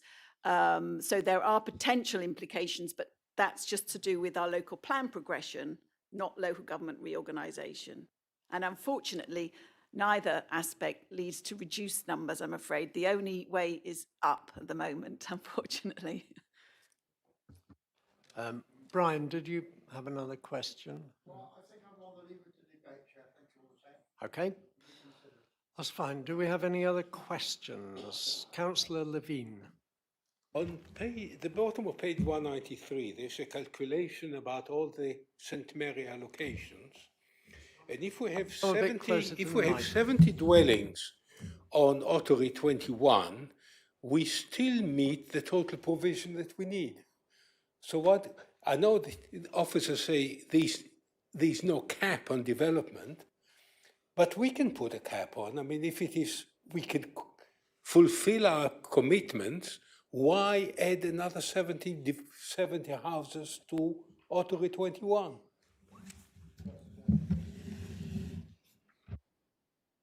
Shall I come back? Yeah. I think you got it quite right there when you said there's no cap on development. There is no, the numbers that we're looking at are effectively the minimum numbers, looking at how we might meet our housing requirements over the plan period. At the moment, we are under-delivering in housing. We are falling very well short of our 5-year housing land supply. So in most cases, this case being one of them, we need to apply the tilted balance in favour of sustainable development, so in favour of delivering housing, irrespective of how much housing may or may not have come forward, you know, or is moving forward within the local plan allocations. Is this a question, Mike? No, it's to add to what Ms Ormsby's just said, because actually the other critical thing with the local plan, although it's been delayed slightly and everything else, is on adoption, we have to have a 5-year housing land supply. And that is the fundamental we are trying to work to. So there is a real need for further development currently, which is contrary to what my previous argument was, but we do need more homes. Yeah. Okay. I will finish with questions. In that case, we'll go into debate. Anybody like to? Councillor Heath, John. Thank you, Chair. There's a couple of concerns I have about this proposed development. And my initial thoughts was, when looking at the bigger picture, John, if you either put the mic on the same side as your book or bring the book to the same side as the mic. I will bring it to me. Yeah, that's probably preferable, otherwise it messes up the camera. All right, so when looking at the bigger picture, I worked at St Saviour's for a number of years and sometimes drove into Ottery on occasions, not just via the Hare and Hounds, but via the Sidmouth Road at the Bowd. And, you know, the Sidmouth to Ottery Road, unless it's significantly widened, is unsafe as it is. As it's not in places a 2-lane carriageway, you have to slow down or pull in to get vehicles past as you come into Ottery. It only really widens at the top of Tip Hill, and even then it's not that wide.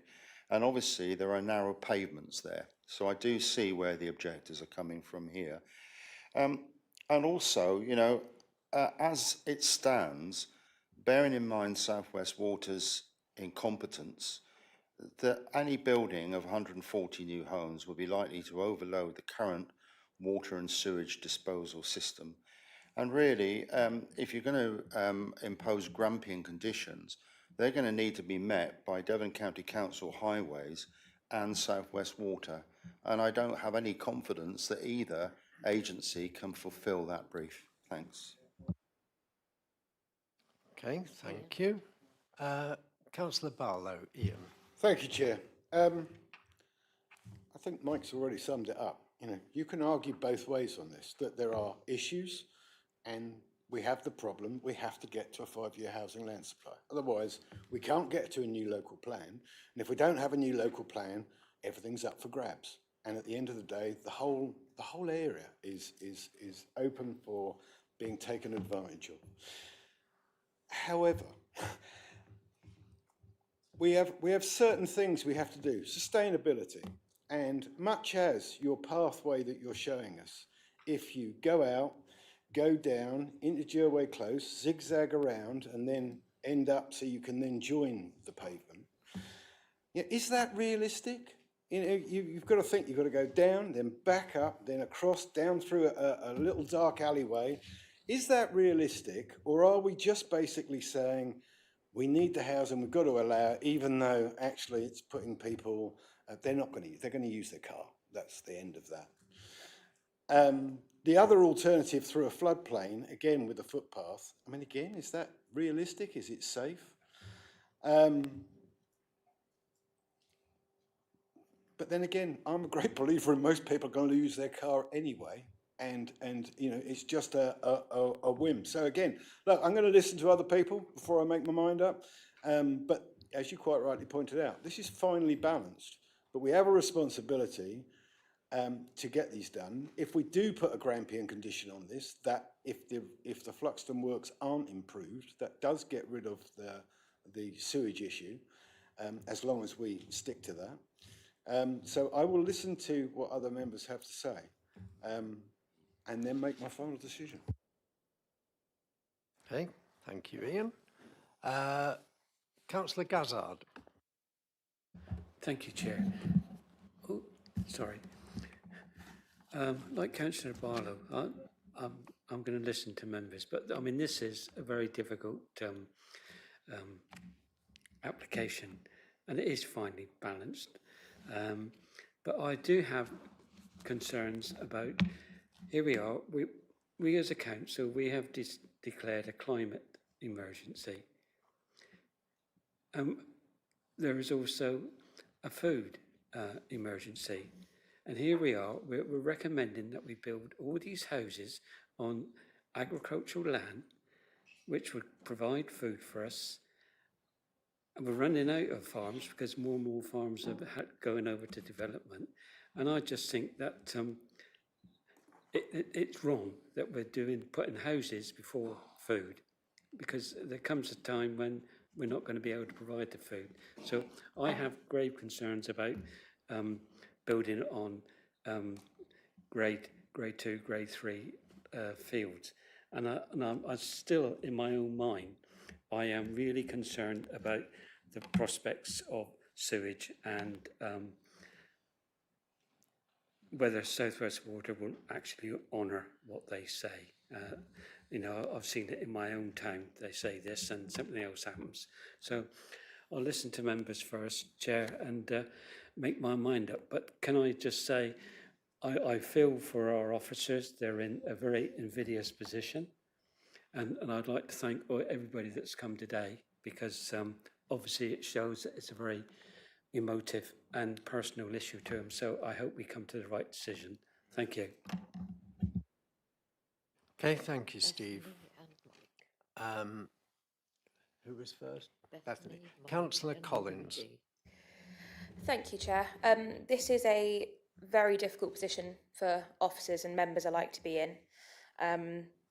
But listening to everything that I've heard from the people that have come and spoken today, from my other councillors today as well, at the moment, I just cannot support this application. I have significant concerns around the capacity at Fluxton. It hasn't been mentioned in debate, but I've also got concerns around the capacity for our health and medical care at the moment. I've lived in Ottery for the majority of my life, and I'm not registered at our GP service because of capacity.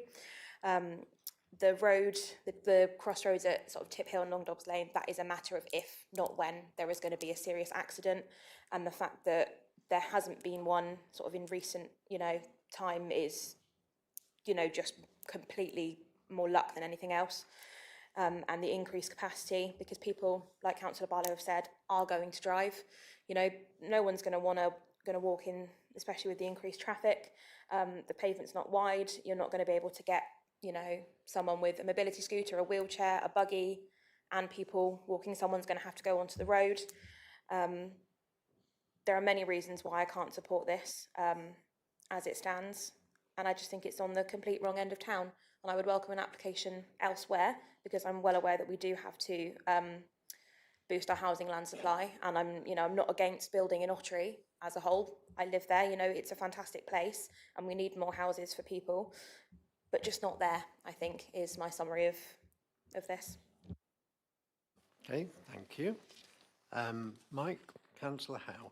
Right, I'm going to come back to my second subject today, and that's the NHS now, after Bethany just mentioned it a second time.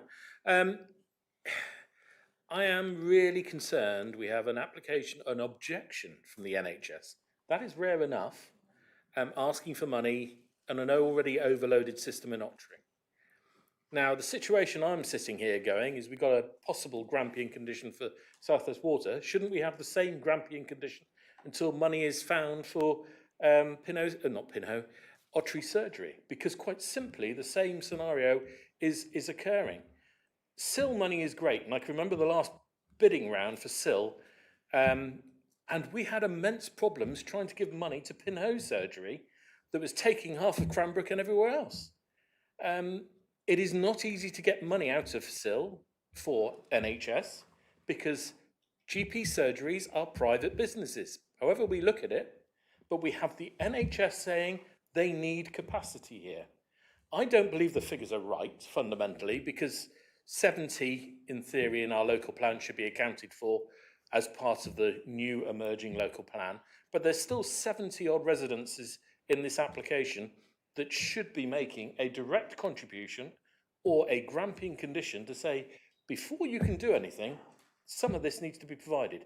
We need healthcare as well as sewage. And I'm not even going to start on highways or anything else because, you know, it's just all blatant. But we keep escaping around things. And there is so much issues with this application. I'm just struggling to say yes to it. Yeah. Councillor Levine. Well, Councillor Howe said a lot of what I wanted to say, but my big problem is, which hat do I put on? The one that I had on when I was on the Strategic Planning Committee or the one that I'm now with planning? Because what we've got here is an imperfect, blatantly imperfect application. Do I put the district first or do I put this Ottery St Mary first? And that is really my big problem. Because we've got to fulfill our quotas, otherwise government will tell us what to do. This is not a good application. It's got, for all sorts of reasons, but the problem is that a similar application in any part of East Devon will come with exactly the same problems and the same blemishes. I don't think that Ottery is particularly different from other places. So for me, it's a difficult decision, but I think that the district comes first. I think even officers are acknowledging that this is finely balanced, Yehudi, and I think you've got to accept you're in planning committee and you've got to have your planning hat on. And yes, we need the housing numbers, but as been suggested, is this in the right place to fulfill the numbers that we want? And that, I think, is the question we have to answer. We feel the pressure of numbers, but do we feel that you know, we've gone sufficiently far to be able to permit this? But it's a difficult decision, and I agree. Councillor Brian Bailey, please. Thank you, Ollie. I have every sympathy with Yehudi.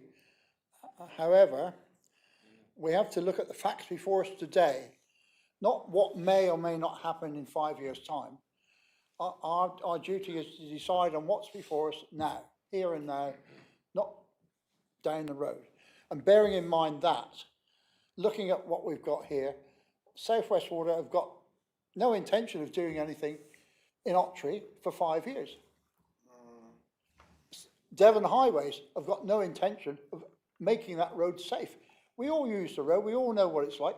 It's hardly fit for purpose now, let alone putting in 140 houses in there, which is going to be 200 cars at least, if not more. So looking at it objectively, it's a no-win situation. I think we have to refuse it. Simple as that. Okay. Thank you, Chair. Thank you. Councillor Hunt, Steve. Thank you very much, Chair. this question of sewage has come up, of course, on previous planning applications, and we have considered the Grampian conditions, and we recently did one actually for the Seaton application. But we heard then that the South West Water saying that they were within 10% was for the one application only. And of course, if there are several in at the same time, and we've seen from the emerging local plan that there are going to be more applications coming up. I've got really serious doubts that South West Water will be able to do any upgrade work in the time period. And for me, that just makes it not a sustainable development in the first place. And so I'm inclined for that reason, and also because I'm not as familiar as local members with Ottery, but I do know what it's like driving through there. And, adding another 200 cars is just going to make things worse as well. And I also agree with the points made about the NHS provision there as well. So for all those reasons, I can't justify approving this application. Okay, thank you. Councillor Barlow, Ian, do you want to have another crack? I'm happy to, and again, I'm sorry from the officer's point of view. I don't agree with this. I just think that although there is little weight given to the new emerging local plan, we've spent a lot of time on it. Now, in government's time and in the powers that be, they may think that we put little weight with it, and I understand the officers have to look at it like that. But we have put a lot of weight to that. We've spent a lot of time, a lot of long meetings, a lot of argumentative and very upset people arguing it, and we have settled on 70 houses for this site. And if you'd come today with 70 houses, I've never gone against anything that comes forward that is in the new local emerging plan, because to me, it's the future and you're only putting it off by a year or two. However, this to me is just, it's a field too far. There you go. It's simply gone greed and taking advantage of the situation we find ourselves in, that people can go there. If we were able to make the local plan, there would be no way that they could go outside of that. So I will happily say that we will, and before Damien jumps down at me as to why we're going to do that, I will ask for advice from the officers, because this is a very finely balanced, so I'm sure they have looked at the alternatives, that we should reject this application and suggest to the planners, to the developers, that they go back and put in what we have allowed in the local plan, which I think we would have, certainly I would have been happier to look at in a more favourable way. Thank you. Was that a proposal to refuse? That was a proposal to refuse. I think, given that the officers have recommended approval, I think it's a little unfair to ask them to come up with reasons for refusal.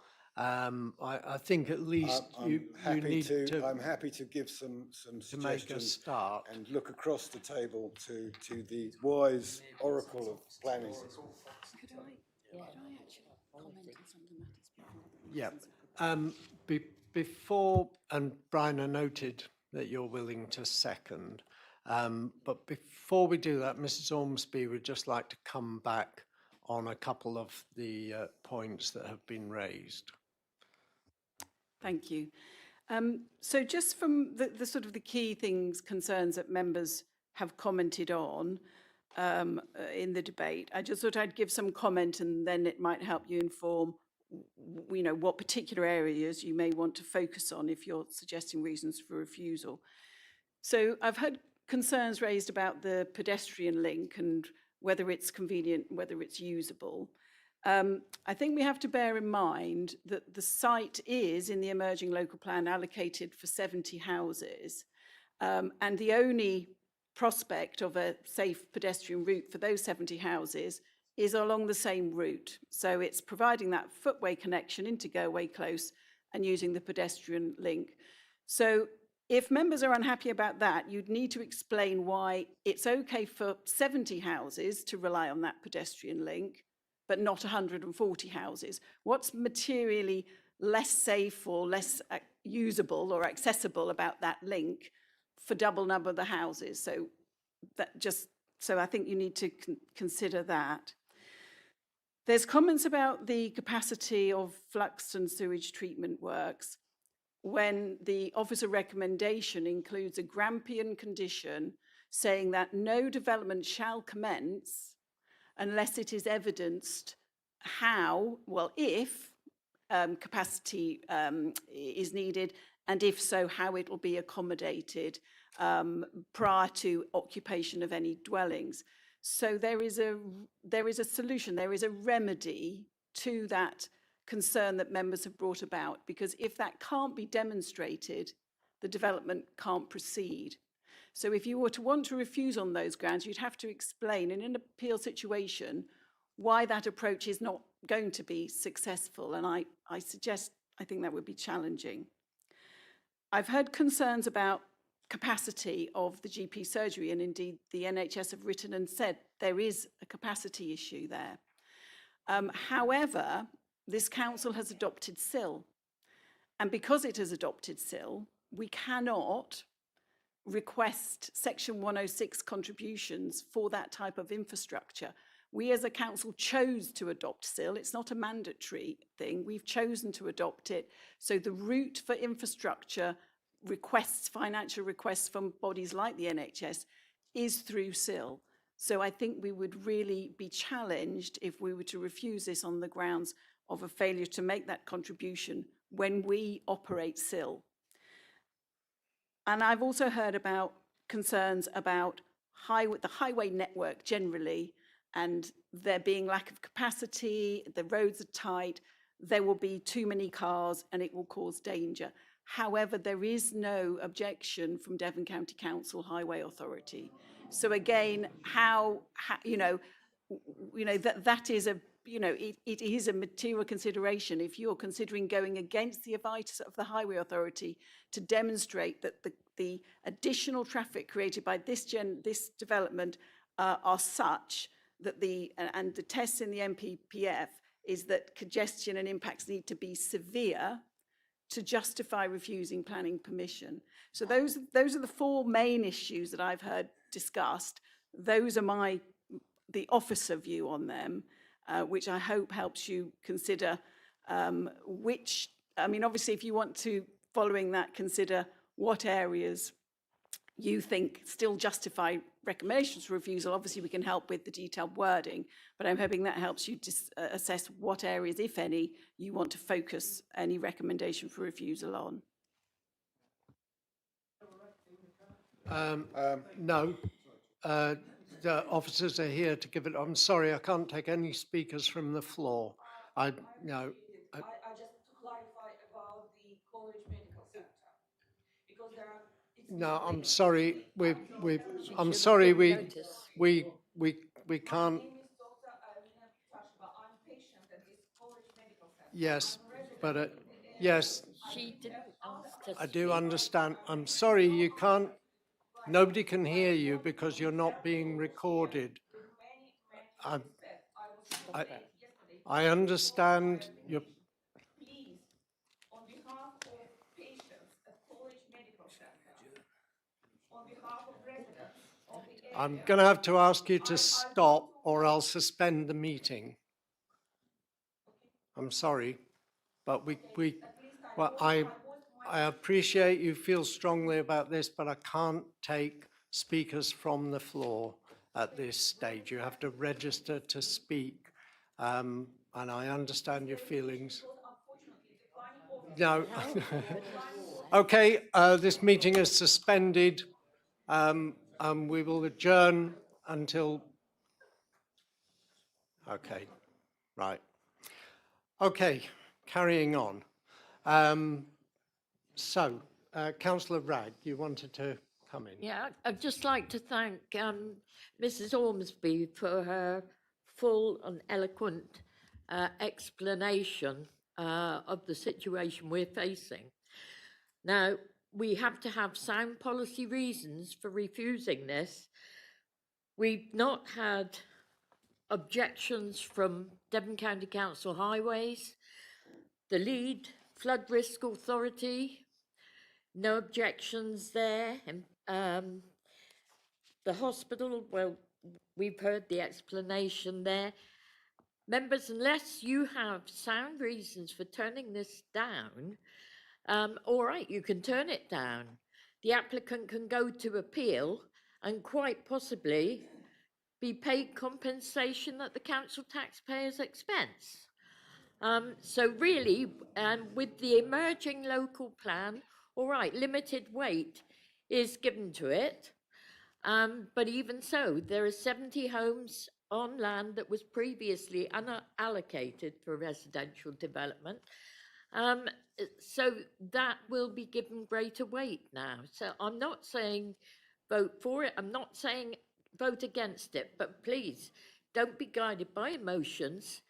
Go with sound reasons to refuse if you're minded to refuse. Do you want reasons, Chair? Thank you. Yes. So I'd like to do it on landscape. Obviously, the landscape officer has still got a negative on this one. So the landscape, it's outside of the built area boundary, which is in our current local plan. It's not in the new emerging local plan. There are sustainability issues as to the access, whether it is acceptable. One of the secondary route out, which again, you've given, is through a flood zone. I don't even think if that's legal, if you could have a secondary route that goes through a flood zone that will only be available for so many months of the year. And these things are getting worse. Loss of best agricultural land, we've heard about that. You know, this was a highly, and it's very rare that we go to this committee where there is a fine balance given. Usually it's because someone's moaned and we have to sit here and listen to it, and we have a lot of, and please don't take this the wrong way, but a lot of NIMBYs that come along and say, we don't want this here because it's on our doorstep. I think this is actually, and that was, to be honest, that was when I first looked at this, I just thought, NIMBY. But when you actually start looking into it, this actually is pushing the boundaries of what is acceptable. And as I said, the officer has actually pointed that out. So there are the reasons that I can find. I am sure that should the wise oracle opposite me decide to do it, he can find other better reasons to do that. I don't think there is any chance of cost being awarded against this council should the developer decide he wants to go to appeal, because at the end of the day, there are many reasons why this isn't, and if it wasn't, it wouldn't have been a finely balanced thing that has come to us. So, and I'm not swayed by public opinion or anything. If I don't think it's right, believe you me, I will just say it. So I am doing this because, having listened to everyone, actually I believe this is not right and not fair to be passed today. So that's the reasons I would give. Do you want to come back on those? So landscape, could you, because there hasn't actually been any, I haven't heard anything in the debate about landscape impact. So what is it about the landscape impact that you consider to be harmful? Sorry, if we read the officer's report on it, it says that it is more visible then, because we have gone further west, whatever, that at the end of that is more visible from the protected landscapes of the what used to be the AONB is now the National Landscape. So, you know, I think our own officer, our own expert, and we always have to listen to our experts and officers, and we're not allowed to question them. So at the end of the day, or we can question them, but we can't question their professional ability. And he says, and he has a standing thing on this, that it isn't acceptable. So effectively, you're saying that the development of those two fields, as opposed to the one, the westerly outward expansion of the site is going to adversely affect the rural character of the area and the setting of the national landscape? That's, again, that's what our officer has said to us and told us. So yes, that is what I am saying. So the officer comments are views from Claremont Gardens to the national landscape. So affecting the views of the setting of the national landscape.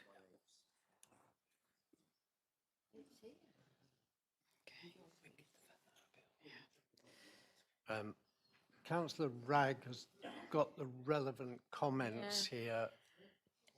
Overall, the development is acknowledged to have substantial adverse effects on the character of the site and its immediate setting, but these effects are considered localised and capable of mitigation if key issues are addressed. The proposal is not considered to harm the national landscape or its setting. And he goes on to say, finally, should permission be granted, the response recommends a comprehensive suite of planning conditions. And he goes on about detailed hard and soft landscape design, sensitive lighting, robust SUDs and soil management, long-term landscape. He's got all the mitigation measures in there. So he's not dead against it. Thank you. No, I'm sorry, no. you can't.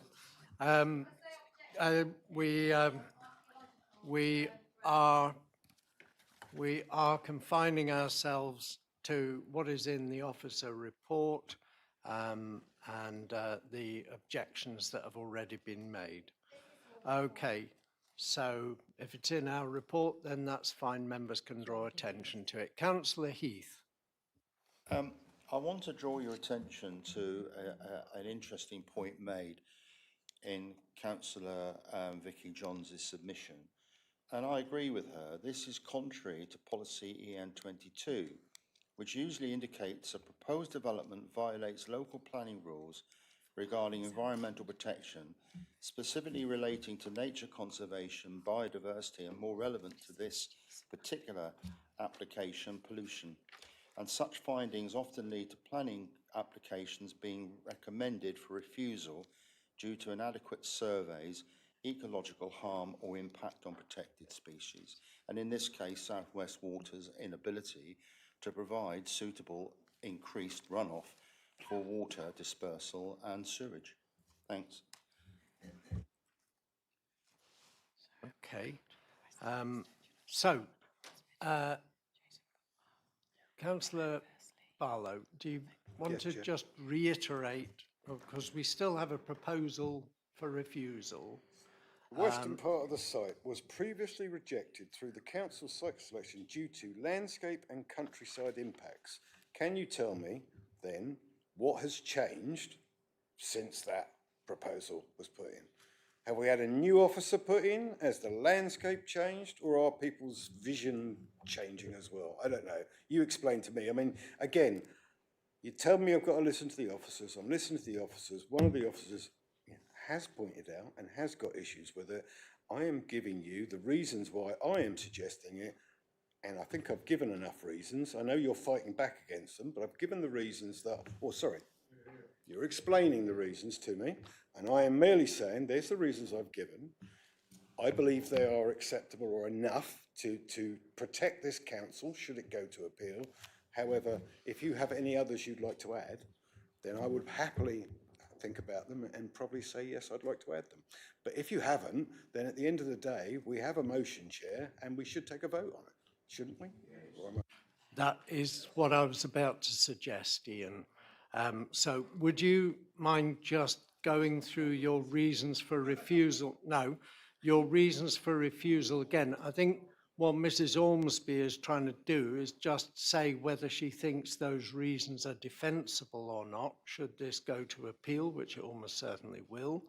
I also want to just point out, as a member of Strategic Planning Committee, the larger site that was refused or was not considered for inclusion in the local plan is not exactly what is coming forward now. So it does extend beyond the boundary of what is in the emerging local plan, but it is not the complete one that we rejected at strategic planning. I just want to make that clear, that the two are not the same.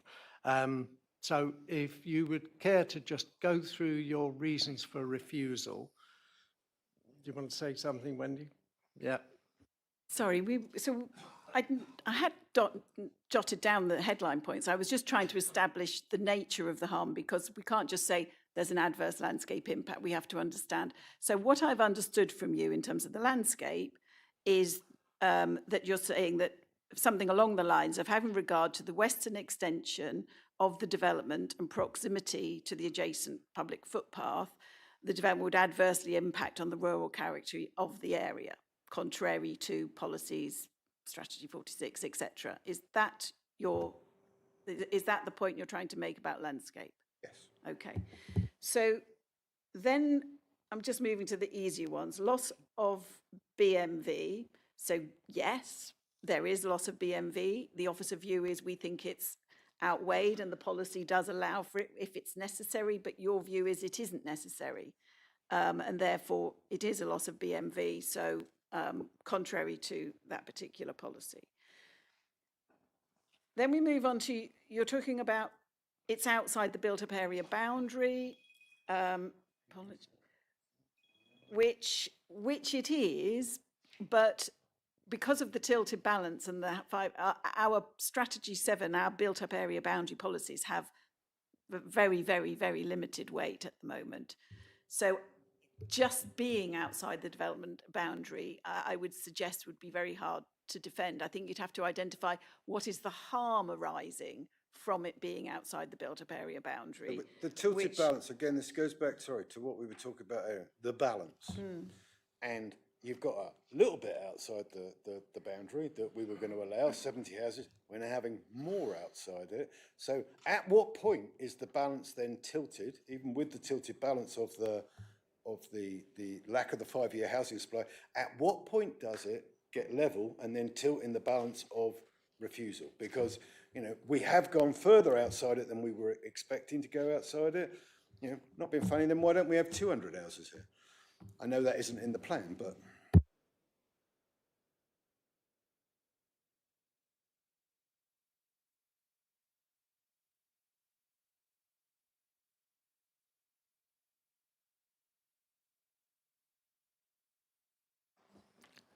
I think, yeah, what Mrs. Ormsby is saying is just being outside the built-up area boundary isn't enough. Now, and I'm not quite sure what you're trying to say in response to that. But the fact it's outside the built-up area boundary is not a strong enough reason for refusal. It's not, sorry, it's not a strong enough reason on its own, but when you have this tilted balance of all these other things, you know, the sewage, the possibility of pollution of the river, the flood risk, the no employment land there, the use of the best land, whatever, the landscape issues. At what point do all these little things add up to not enough, not sustainable, whatever, not enough to actually push the tilted balance finally over? Otherwise, why would you say this is finely balanced? It must be finely balanced. All these little things add up. And I know we're always told to have 1 or 2 good reasons, but sometimes 1 or 2 good reasons aren't enough to do it. You need to add up all the little bits that actually make this different to other applications that come before us. Okay, do you want to give us all the little reasons then? Colin, sorry. So, oh, sorry, could I? I think Colin's about to tell me he needs to go, are you? Yeah, but I mean, it says in the report, it conflicts with Strategy 7 and 24 and the neighbourhood plan of NP1 and NP4. I mean, why can't we take that into consideration? And Yeah, that's on page 219. I was going to say that if you want to use that reason, then I think we could use the sort of the generic, contrary to the strategic approach to the location of development set out in the local plan and also in the emerging local plan, as a reason. So we could. So at the moment we've got then landscape, loss of best and most versatile land, contrary to strategic approach to location of development. Then you talked about sustainability of access in terms of the footpath crossing the flood zone. Again, I mean, that is an existing public footpath. An opportunity was seen when this came through that footpath exists. So in fair weather, it's clearly on its own would not be an adequate link for the site. If that was the only link, that would be inadequate because it's a recreational route, it's not fully serviced and it runs through flood zone 3. So yes, I would agree if it was the only route, but it's an alternative route when it's convenient to use in good weather and when it's not flooded. And in good planning, you try to make sites as permeable as possible. You've got your safe route, this is your alternative route, but it's not an essential thing. So I personally wouldn't think that that in itself would be a reason for refusing the application. So again, the other alternative route is out through Gerway Close, through the wiggly bit down through there. 300, 400 yards. I believe in humans are lazy, basically, we're all lazy, and we will just go out in the road and go round. Now, that is directly putting people at risk because we're naturally going to go for the shorter route, rather than I can go up Gerway Lane, then I can go down a thing, then I can join up thing. Otherwise, I'm just going to go down the road, go in the road, and then. So we are technically allowing people, I feel, and I don't know what policy this would be, but I feel you are basically putting people at the potential of danger because they will use the road, not the path, because it's quicker and easier. No, I don't think you can sustain that one, Ian. It's not sustainable, that's people right, who that's what you're choose to saying. walk in the road would be putting themselves in danger. And speaking as a cyclist, I will often take the roundabout route if it's pleasanter, safer and off-road. You just said the words there, Chair. It's not, I can't sustain that. That's what I'm saying, it's not sustainable, what we're trying to do. No, I'm saying it's not a defensible reason. Can we go for a vote? What I was going to mention on the sustainable part is the allocated site, I believe, is within sustainability distances. When you extend the site further on, the actual distance to walk from the furthest point, let alone the closest point on that second field, through the allocated site, all the way through, I think breaches are 1,500? 800, yeah, well and truly breaches are 800. So I think you could argue partly that it becomes unsustainable because of the distance. Okay, I think we're going to have to go to a vote, although we still can't go to a vote because we haven't really got our reasons for refusal.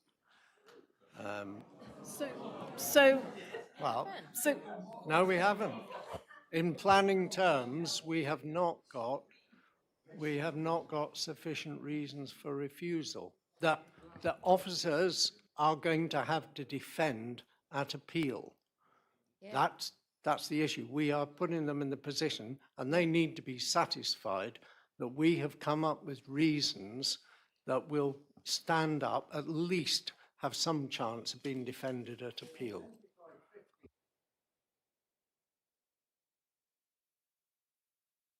Chair, I've mentioned EN22. So on the last point then, the access, and I hear the point that Councillor Howe has made that it's further away. The point Councillor Barlow was making was that he felt it wasn't safe because people will take the shorter route. From whatever point of the site they were exiting, they will take the shorter route. But then I go back to the fact that we're proposing to allocate that site for 70 houses. So wherever you are in that site, you're coming out of that access, it's either safe for, if it's safe for 70 houses, it's safe for 140. I don't think I don't think you could argue that it's safe for 70, but not more. So then the other issue that Councillor Howe has raised is he's saying it's not about the safety, it's further away, and as a consequence, people won't walk at all. Again, my advice to that wouldn't be, I think the measured distance from the site entrance into the town was about 630 metres. So even if you went to the farthest end of the site, maybe that might go up another 400 metres. It's a kilometre. If it's just distance to the facilities, it obviously, if that's what members want to go with, but I personally think that reason for refusal will be very hard to defend.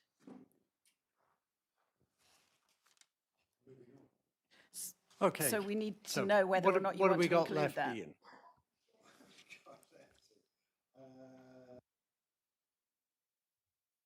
Strategy 7 and Strategy 24. Well, yes, but as you said, going back to the basics of Strategy 7, Strategy 24, you know, And 7. and 7. 7 and 24. And also you've got the local neighbourhood plan that it contravenes. NP1 and NP4.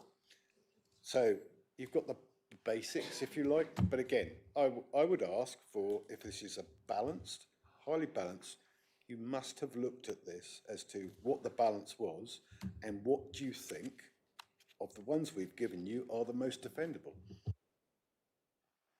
I think the three, so I've got down 3 here: landscape, loss of best and most vertical BMV on the grounds that it's not necessary because it's a larger allocation, and it's contrary to the strategic approach to the location of development. So I have those 3 reasons, which I think, you know, there's a case that can be put to defend those.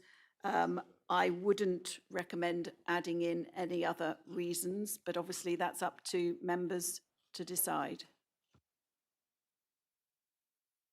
Okay, so Jess's.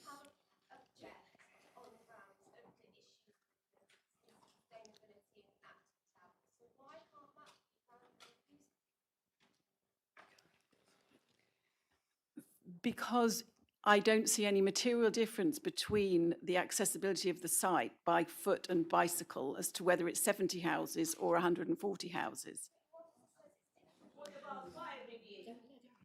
okay, so we have 3 reasons which officers think could be defended at appeal. So with those 3 reasons, we will go to a vote. So, yep, go on, Damien.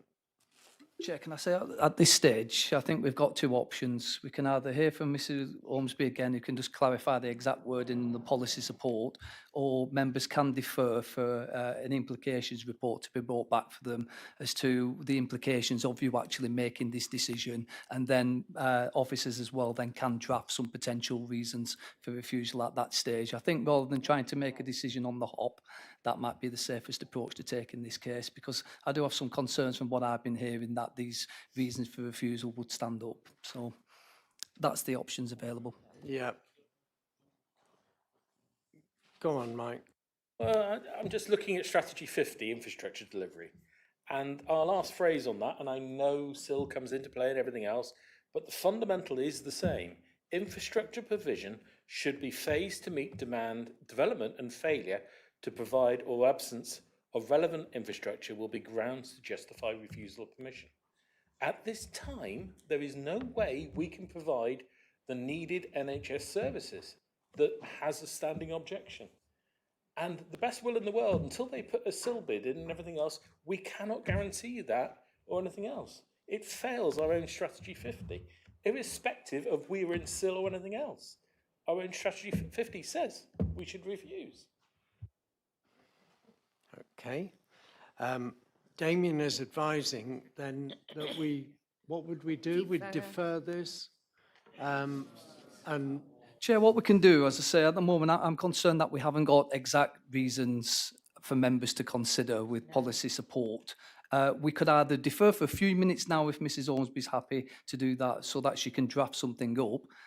If, though, she believes she needs more time than that, then what we can do is we can defer it until the next planning committee meeting for a report to be brought back with suggested reasons for refusal if that's what members are wishing to still do. And what I previously have called at previous authorities I've worked at an implications report. What are the risks involved in taking this action? Because obviously, as has been quoted, the likelihood is that there will be an appeal, and officers comment as well to members on whether or not they think that those revised reasons will have any chance of standing up to that appeal. Because at the end of the day, there's no point in giving poor reasons that won't stand up to an appeal because it doesn't satisfy and doesn't help anybody. okay. What do you think, Wendy? Do you want to take a few minutes or do we need more time? In terms of the 3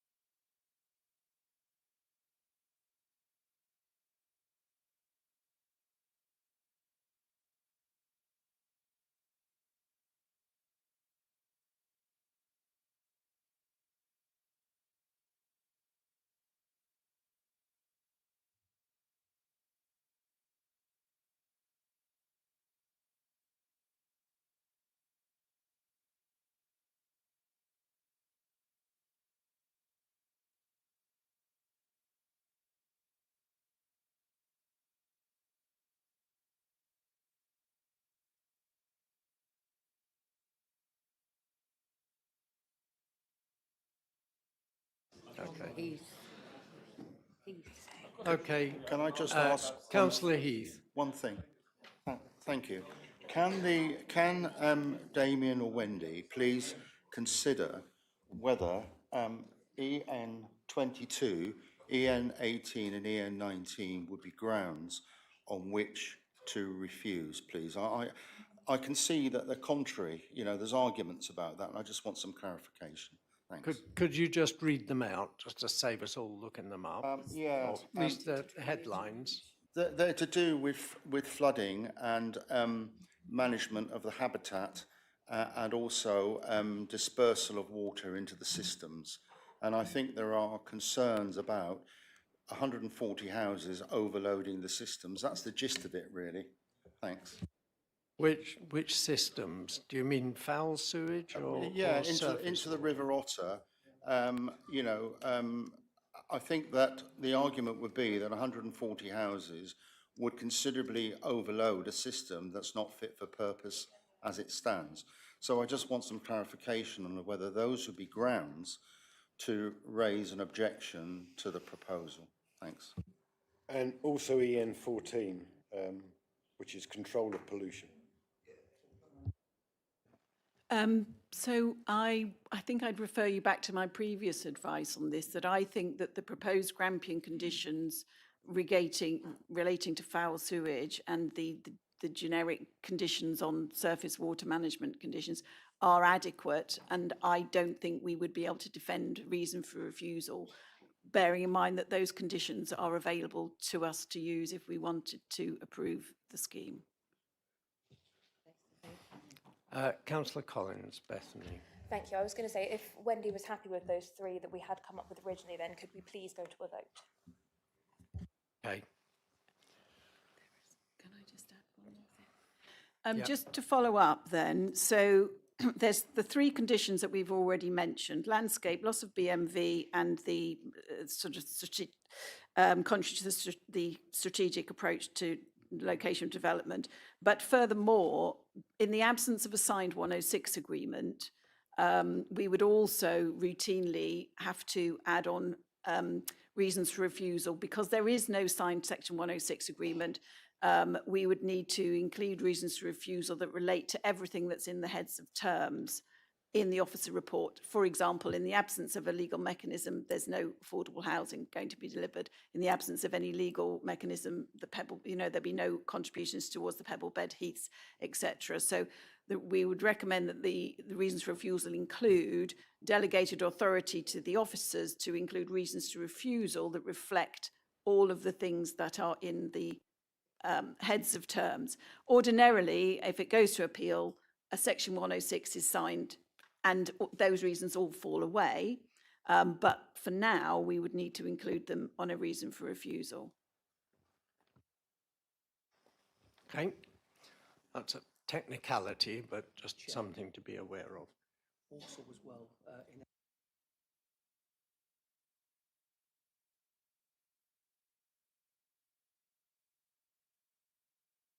Yeah.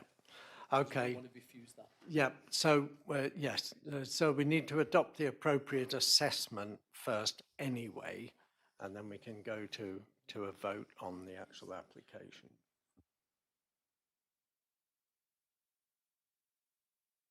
So we should Okay. we should refuse the appropriate assessment. Oh, right. So we refuse both of Well, them. they should first see if they were going to.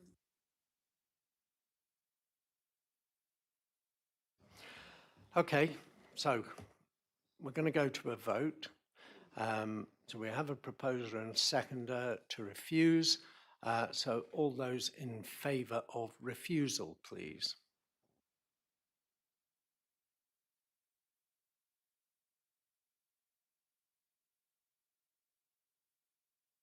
Those against? And those abstaining?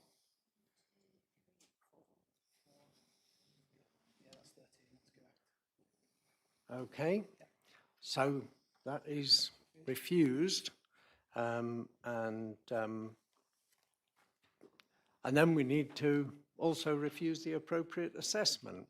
So where it is proposed that because we do not have the legal mechanism to secure the mitigation that would cover the appropriate assessment, we can't adopt it. So therefore, we also have to refuse the appropriate assessment. So all those in favour of refusal of the appropriate assessment?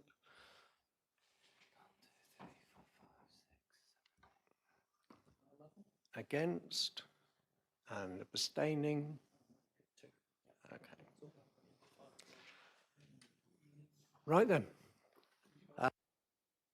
I suggest that we take 5 minutes just to give people a breather, and then we'll try and rattle through at least one more of the applications.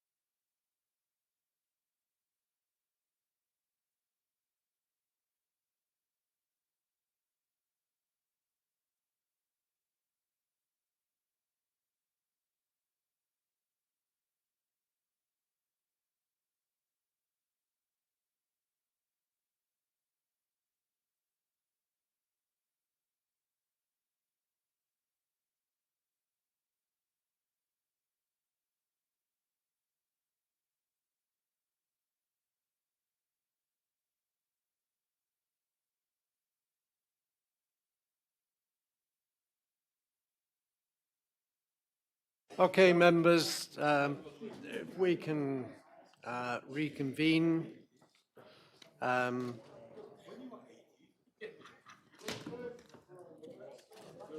So we're going to deal with this one. Burscombe Lane. Burscombe Lane, Sidford. Yeah.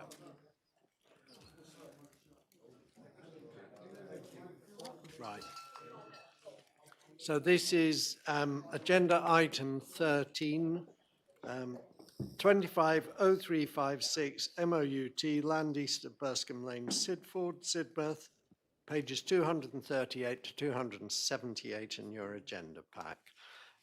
So over to Nigel to present the report. Thank you, Chair. Good afternoon. This is an application for outline planning permission for a development of up to 15 dwellings on a site on the northern edge of the built-up area of Sidmouth at Sidford, albeit the site itself is just outside of the current adopted plan built-up area boundary. On the image that's on the screens, the site I'm highlighting with the laser pen, it extends to approximately 1 hectare. It is off of a road called Burscombe Lane, which extends northward of the A3052 at Sidford High Street.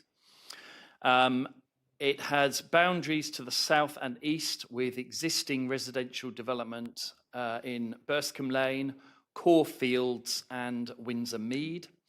The northern boundary abuts a public footpath which extends eastwards off Burscombe Lane and extends down to residential development in Highbrook Meadow and thereon towards the centre of Sorry, Sidford. Nigel, can I interrupt you? I do apologise. We've got two options at this stage because a couple of our councillors are late coming back. So we either need to stop them from taking part in the discussion and vote, or we need you to start again. Bearing in mind that you're literally a couple of minutes into things, would you mind starting again and perhaps? No. Thank you very much. No, that's quite all right. Okay.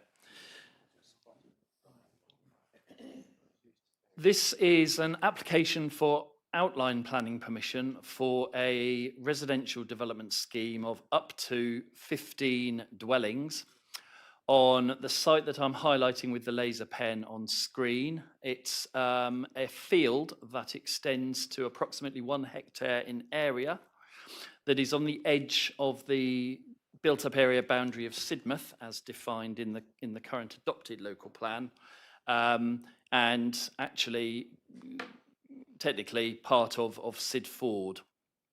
The site is bordered to the west by Burscombe Lane, which extends north off of the A3052 at Sidford High Street. It is bound to the south and east by existing residential development in Burscombe Lane, Caulfields and Windsor Mead, and by a public footpath highlighted here to the north, which extends off of Burscombe Lane to the east, down into Highbrook Meadow and thereon towards the main facilities in Sidford.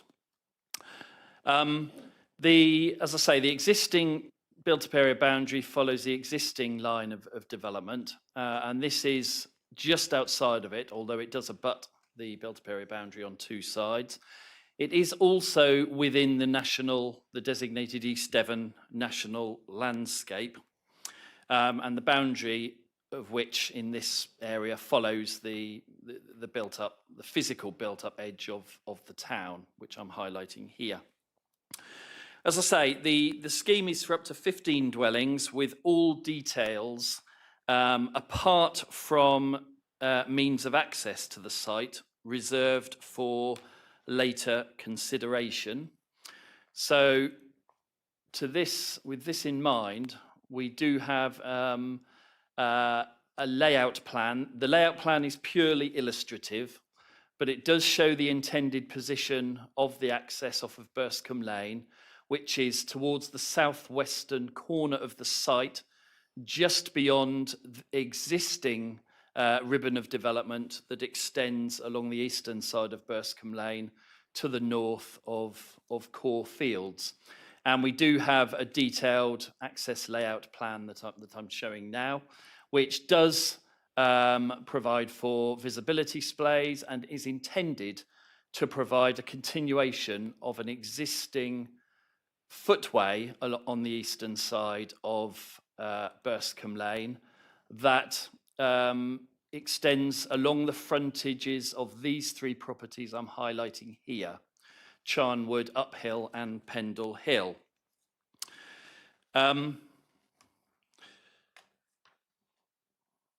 The indicative details that we have had submitted also propose setting aside a piece of land towards the southeastern corner of the site, below which it is proposed to provide below ground surface water attenuation to facilitate an attenuated discharge to the surface water sewer, for which South West Water have confirmed that there is capacity to be able to make that connection subject to an attenuated discharge, which subject to detail, which is the subject of one of the recommended conditions, is also acceptable to the lead local flood authority. Part of the site is also shown indicatively to be set aside for wildflower planting, which, together with a suggested length of hedgerow extending to 190 metres, which I'm showing here, extending from north to south across the site, would fulfil on site the requirements for a minimum of 10% uplift in biodiversity net gain. The site is shown as a draft allocation in the current Reg 19 version of the emerging local plan, with a recommendation for inclusion of the site as an allocation endorsed by the Strategic Planning Committee in September 2024. Although it had been initially rejected for the purposes of the first Regulation 19 draft emerging local plan consultation, it was reassessed by the local plan member working group earlier in 2024, and it was agreed for inclusion in the second and current revised emerging draft local plan document that went out for consultation in the early part of this year. The assessment underpinning the allocation, or the draft allocation of the site, recognised that development would be well related to the existing housing to which I've drawn attention in Burscombe Lane, Caulfields and Windsor Mead, and was viewed as being an opportunity to square off the built-up edge of this part of the built-up area of the town. There is a clearly acknowledged shortfall of housing when set against the government's requirement to maintain a 5-year supply of available housing land, as you will be aware, with the current housing supply available set at 3.5 years worth of supply. The tilted balance presumption in favour of sustainable development is engaged once more in this case, and the quantity of housing proposed by the allocation has been assessed again as part of the preparation of the topic paper Major Developments in National Landscapes, which forms part of the evidence base for the current Reg 19 version of the local plan, and it's been deemed not to comprise a major development for the purposes of the application of paragraph 190 of the National Planning Policy Framework. And as a consequence of that, the exceptional circumstances test to justify the allocation also referenced within that paragraph of the MPPF, it is not engaged. In such circumstances, therefore, the officer view is that the fundamental principle of development of the site would be acceptable, given the policy position set out in the emerging local plan, together with the acknowledged need to provide for a 5-year housing land supply by the government. One of the key issues of concern to Town Council, ward members and interested third parties has involved the capacity of Burscombe Lane to accommodate the increased traffic flow that would result from the addition of up to 15 dwellings accessed off it. However, there are no technical objections have been raised to the development by the County Highway Authority.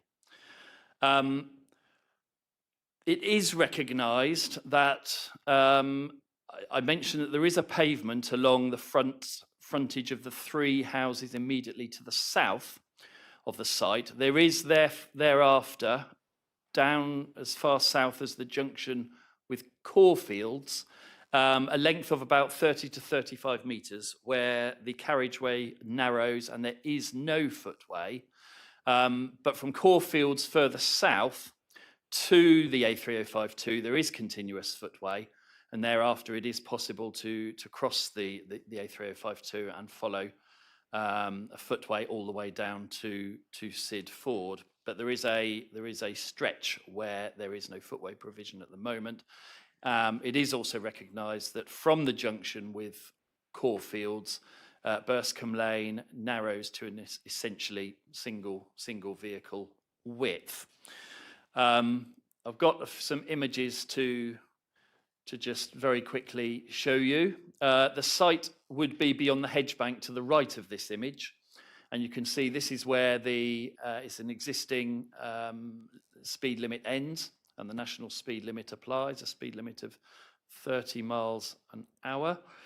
This is a view looking the opposite way to the south along Burscombe Lane. Difficult to see, but this car in the picture here is parked alongside a length of pavement with the section that's devoid of pavement just projecting here. The proposed access to the site would be just to the left here.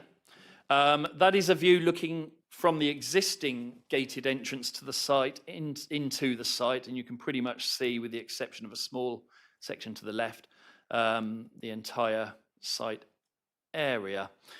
And that's the existing entrance to the field that would be adapted to form the new access or the prospective access to the development. There's another view looking south along Burscombe Lane with the existing entrance on the left. That is a view looking west up the footpath to the north of the site, with the application site in the field in here to the left of the image. And that is a view from the footway looking directly sort of south to southwest across the site, and another image looking just east of south across the site also. And in this longer distance view from across the valley on Trow Hill, where the A3052 ascends in the direction of Seaton, in the context of this image, the site is this field here. So you have the public footpath extending northwards along here. This hedge line marks Burscombe Lane. And you've got existing residential development to the west, south and east. I've touched upon the lack of a consistent pedestrian pavement along Burscombe Lane. The Highway Authority, although not objecting on any technical grounds, do recommend that accessibility could be enhanced through, at the details stage, the inclusion within the details of one, if not two, pedestrian connections to the public footpath to the north. The draft local plan policy for that deals with the allocation does suggest that an alternative means of access could be achieved via Windsor Mead, the cul-de-sac to the east. It would necessitate access via third-party land, well, through garden and potentially demolition of outbuildings, which is the principal reason why access off Burscombe Lane is proposed. The ability of Burscombe Lane, as I've already touched upon, to provide the continuous pedestrian route to Sidford is slightly compromised by the omission of the length of footway that I've highlighted, together with the narrowing of the road carriageway. So that does arguably place more emphasis on the opportunities that might be available to provide a connection to the public footpath, albeit, again, it is recognised it isn't made up, it doesn't have any lighting, so there might be some issue as regards the practicality or desirability of using it as an alternative pedestrian route to Burscombe Lane and Sidford High Street. However, having regard to the weight to be given to the lack of adequate housing land supply, there are no other, in officers' views, sustainable technical objections to the development of the site. It's been assessed, or prospective development has been assessed for its potential impact on the national landscape, and the draft policy in the emerging local plan does suggest that any development on the site should be single-storey only, and that is indeed reflected in one of the conditions that is recommended in the report. Again, the topic paper that deals with major development in the national landscapes concluded that subject to the limitation to single-storey development only, it would not be considered to be major development for the purposes of the NPPF, owing to its relationship with the existing settlement edge and it being viewed in the context of the immediate built-up area, which rises up the hill to the west. The proposal does incorporate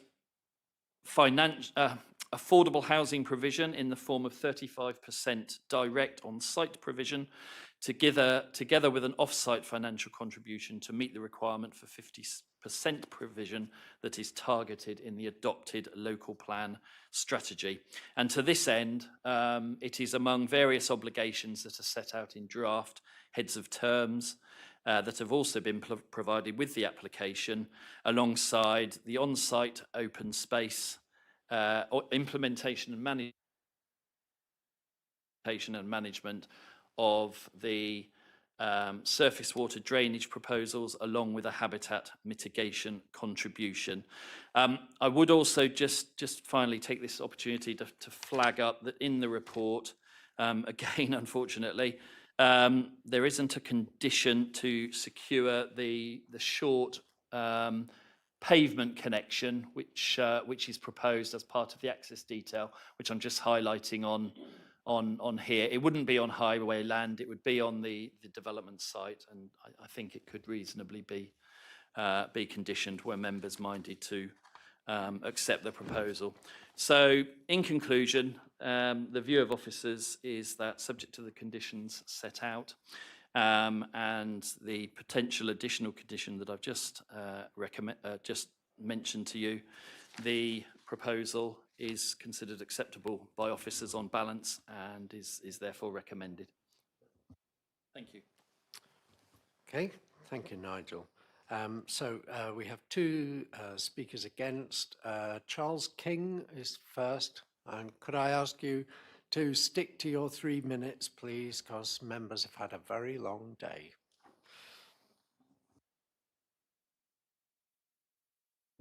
I represent a group of over 25 households who have registered their objection to this development. In 1981, planning permission for 14 houses to be built on this land was refused by East Devon Council because the land was within the AONB. But the following note was added, and I quote, "The area engineer has objected to the application on the grounds of inadequate access road and its substandard junction with the A3052. Here we are. In 2024, into the local plan, SID 31, the area we're talking about, had been rejected. But in January 2025, without public consultation, it was inserted in the draft local plan with a note that access is expected to be via Windsor Mead. There is no access via Windsor Mead, and there may not be any likelihood of there ever being access via Windsor Mead, but there appears to be a conflict here. The local plan says Windsor Mead, this application says Burscombe Lane. How can the Burscombe Lane access to both the site itself and the junction with the A3052, deemed inadequate in 1981, now 45 years on, with no alteration to the road layout, possibly be declared adequate? The County Highway Authority's report on this application fails to address the many facts raised by the objectors' written comments and the independent Highways report they commissioned with PDA. Unlike all the other reports, there is no named signatory on this Highways comment. There is no comment on the inadequate junction, unchanged since the refused 1981 application. There is no comment on the pinch point in Burscombe Lane, narrower than 3 metres, called a calming feature by the applicant. Current requirements for fire appliances state a minimum access road width of 3.7 metres. There is no comment on the local plan proposal showing access to and from the site through Windsor Mead. There is no comment on the applicant's inaccurate information about regular bus services, unless members regard 1 bus a day in either direction as a regular service. There is no comment on the applicant's fanciful claim that there would be a negligible increase in traffic due to working from home. In summary, we understand government pressure to fulfil its housing requirements, but our principal contention with this application is that Highways has failed to demonstrate safe access both to and from the junction with the A3052 and along the very narrow stretch of Burscombe Lane. We therefore request a refusal of this application, or at least a deferral until a more comprehensive site visit has been undertaken. Thank you. Okay, thank you. Next is Richard Goodyear.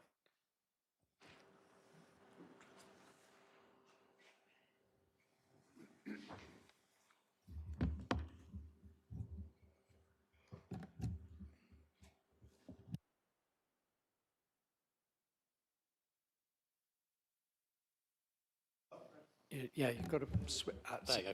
I'm speaking on behalf of myself and also my neighbour, Anne Leake. We are the owners of numbers 13 and 14 Windsor Mead, which directly borders the eastern edge of the proposed development. I'm also speaking on behalf of numerous residents of Windsor Mead, all of whom object to the proposed development. The Council's strategic policy, SD06, states that it is expected that access for all road users to the allocated site would be off Windsor Mead. Further, in respect of pedestrian access to the site, the Council has commented that pedestrian access through Windsor Mead would be highly desirable. For the avoidance of doubt, we own the land which sits between the end of the cul-de-sac of Windsor Mead and the proposed development. These are used as part of our private gardens.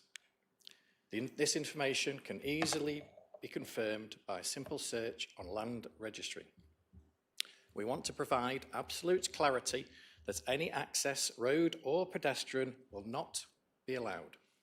Further, the land is not for sale and does not comply with any rules where a compulsory purchase order would be granted. Therefore, any access through Windsor Mead is impossible. This means that access would have to be via Burscombe Lane, and my other speaker covered this aspect. However, we fully agree with their assessment that this is totally unsuitable and unsafe due to the narrow lane. While specifically not about access, I want to have on record that none of the flood risk reports have mentioned the watercourse which runs along the eastern boundary of the site. This receives the water runoff from the field and is vital for flood prevention for all properties on Windsor Mead. The watercourse runs broadly along the property boundary and drains away to the south. Directly above the watercourse is a 2-metre high bank of earth, which is the lowest part of the field. Any collapse of this bank, for example, during building or groundworks, will immediately block this vital watercourse. I find it incredible that such an important part of the infrastructure for flood risk has not been included in any assessment so far. I look forward to assurances from the Council that a full report to include this specific flood risk will be given in any future planning decision. Finally, it is worth noting that the watercourse is next to where the attenuation tank is planned to be situated, and the watercourse also directly crosses the path where the attenuation tank is planned to connect to the mains sewer. Thank you for your attention in this matter. Thank you very much. And now we hear from the agent, Ed Peirce from Tavistock Green. Before I start, could I just make a quick point about the report and a slight inaccuracy? And it's to deal with the derogation. Actually, the first thing you need to do is switch the mic off. Off. I think the previous speaker didn't, so that will reset the timer. And right. Any points you want to make, I suggest need to come within your 3 minutes. Thank you, Chairman. Very quickly, the derogation test in the report refers to the conversion of a building taking place. That's not taking place, obviously. This is a greenfield site and there's no conversion. So I just wanted to make that point. I'll try not to take up too much of your time. The application is for a modest proposal of 15 homes on the edge of Sidford. The site has already been identified, as Nigel has said, by the council in the emerging local plan as suitable for housing growth, which is an important factor in favour of this development. It is not an attempt to force development in the wrong place. It is a carefully considered proposal of the site, already recognised through the council's own plan-making process. The housing need is clear. East Devon only has a 5-year land supply of 3.5 years, well below the national standard required. In these circumstances, the planning balance must reflect the need to support sustainable development that can make a real contribution to housing delivery. This proposal does exactly that. It also brings a number of benefits, including 50% affordable housing, 35% on-site and 15% financial contribution, open space, sustainable drainage and biodiversity enhancements, including 27% net gain in habitat units and 12% net gain in hedgerow units. All of these are secured through Section 106 and planning conditions. This is a strong package of benefits for a small scheme of this scale. I recognise a number of the comments that have been made, particularly regarding highways and access, and you've heard from the last speaker that access will not be granted through Windsor Mead. The policy as emerging talks about expectations rather than it actually being definitively off Windsor Mead. So there is flexibility in the policy in that regard, and I think the previous speaker has made his position absolutely clear.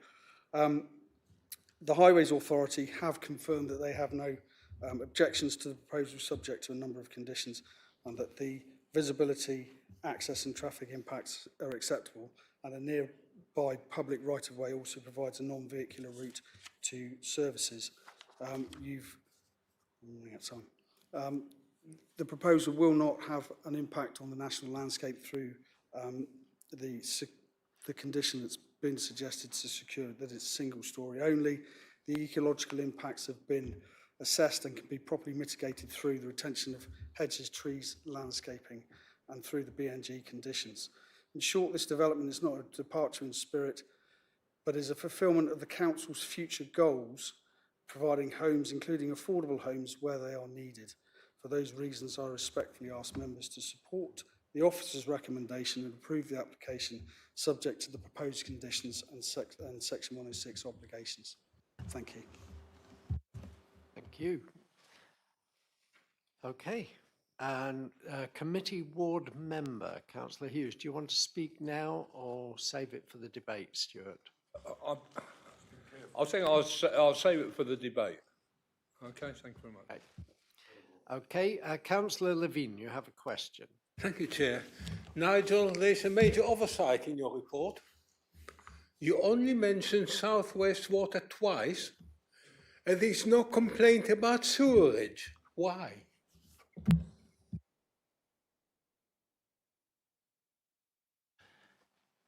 As far as I'm aware, there aren't any particular issues with sewerage or sewerage capacity or any constraints. The surface water attenuation proposals have been reviewed by the lead local flood authority, which is separate from South West Water, and they are happy with those, subject to the condition that's set out in the report. But so far as mains connection is concerned, I understand that to be perfectly achievable, and there are no capacity or technical constraints to that from South West Water. Okay, thank you. Any more questions? Steve? Yeah, just a question to the developer.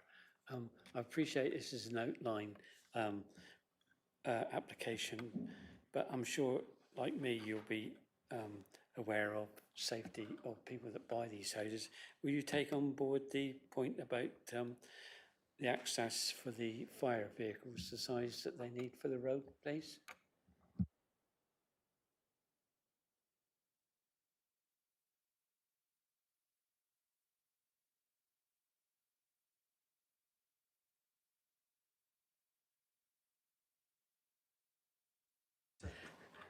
I said, I know this is an outline proposal, but will you take on board, when you do your full proposal, the issue of access for the... That'll be considered, absolutely. Yeah, that's what I'm asking. The highways, yes. Yeah. And highways authority don't have it. All right. Okay. Yeah, we've got no objection from Highways, Steve, so presumably, yeah, they have considered that. Okay, any other questions? Right, in that case, we can go into debate. Councillor Howe. With all due things considered, and particularly no objection from Highways, I will move approval as per officer's recommendation. Okay, and Councillor Barlow's seconding, I'm guessing? I am, and again, look, Sidmouth is my ward, or I am a ward member in Sidmouth, and much as I have great sympathy, and we all want to protect the areas there, but we have a responsibility to take houses of numbers. This is in the next emerging local plan, which we need to get through. We have put bungalows in there, so they are single story. There is no objection from Highways, as has been pointed out, which is, I think, one of the main reasons for objection of the town. You know, the thought of a fire engine not being able to get up there because it's not quite wide enough. Well, I live in a smaller village, and at the end of the day, if that was the case, no fire engine would get to any house in my village. So, you know, you know, there is room to get there. No one likes it. I say this, and I am one myself. We are all NIMBYs. No one wants anything built next to them. But this is a small area. It's surrounded on two sides by houses already. We are putting in bungalows there, and I think it is the best we can get for that. It is in the new local plan. It is coming anyway as soon as that is adapted. And as we have said before, we have to get to a 5-year housing land supply before that can be validated. So, you know, I'm sorry to say I am reluctantly seconding that. Thank you. I think we could add it's in a reasonably sustainable location. It's got a footpath right next door to it. I can argue the distances if you want me to, but at the end of the day, I don't think we should go there because that's not to anyone's Come benefit. on, Ian, you'd walk that far to get to the chip shop. I do, and at the end rate, you are right, and it is there. But you know, there is a limit to how far you can go up. This is on the brow of the hill, and I don't think you can go to the other side of it. So that I am content with this. Okay, Councillor Hughes, Stuart. Yeah, thanks, Chairman. I mean, I submitted my comments well over 12 months ago, and I think to part, some of it has actually been addressed, but certainly not on the issue about the egressing onto the A3052. And I noticed that the photos that were put up, we didn't actually see any photos of Sidford High Street. I wonder why that was, because the visibility coming out from Burscombe Lane is nigh on impossible. It's a bit like Russian roulette, and the residents would tell you that anyway. The other issue is the public right-of-way, which I believe is number 50. Big play on that in the agenda, running along the northern boundary of the site should provide an alternative non-vehicular route to the centre of Sidford, bus stop, local services and facilities. Very nice. Did you see that photo, though? It's not a metal path at all. Have you ever tried going down a public right-of-way in a mobility scooter, if you're disabled, when it's been pouring with rain? And I know for a fact that it runs like a river out onto a higher brook meadow, the water going down through there. I mean, half the time you wouldn't even be able to use that public footpath. And so I think that hasn't been taken into consideration. If you're going to do something there, you need to condition it that that path is fully metalled with proper drainage. If you're going to do something there, and I don't know if we can put something else as a recommendation. Can we do that? I don't think we can, because it's not in the, it's not within the curtilage of the development. It's a Devon County Council footpath, I assume. So it would be up to Devon County Council to decide if there was a... Well, really, then it's up to the county member, I suppose, to request that that footpath is fully brought up to standard, fully metalled, because otherwise the residents there and those with mobility scooters are still going to have problems egressing and getting across the Sidford High Street. And I have got concerns about that, and for that reason I'll be voting against. Okay. Right, any other speakers? Okay, so we've got a proposal to approve from Councillor House, seconded by Councillor Barlow, so all in favour.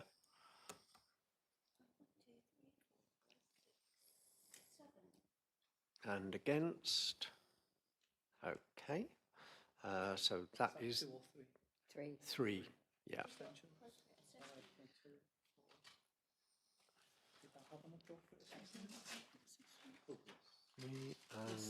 Can we adopt the appropriate assessments? Oh, yes, and we need to adopt the appropriate assessment, so all in favour.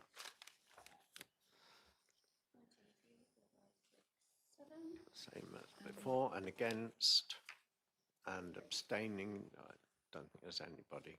Can we just confirm that the approval was subject to the additional condition to secure the pedestrian access to the link to the south? That was, yeah, okay, members will vote on that. Okay, so there was an additional condition there. I took that as read that. Yeah, Yeah, he mentioned thank you, it at the Jamie. outset of his That's report. fine. Okay. Shall we try and do this last one? Blacksmith's Arms. Go on. Or- no. I mean, if you think it would be better to defer it. I've told them I'll be there by 6:30. As soon as we get done in the 15 minutes.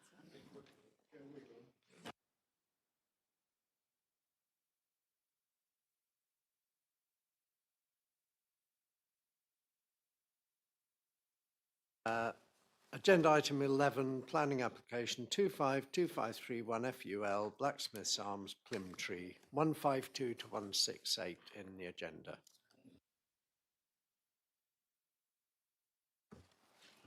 So this, sorry. 152.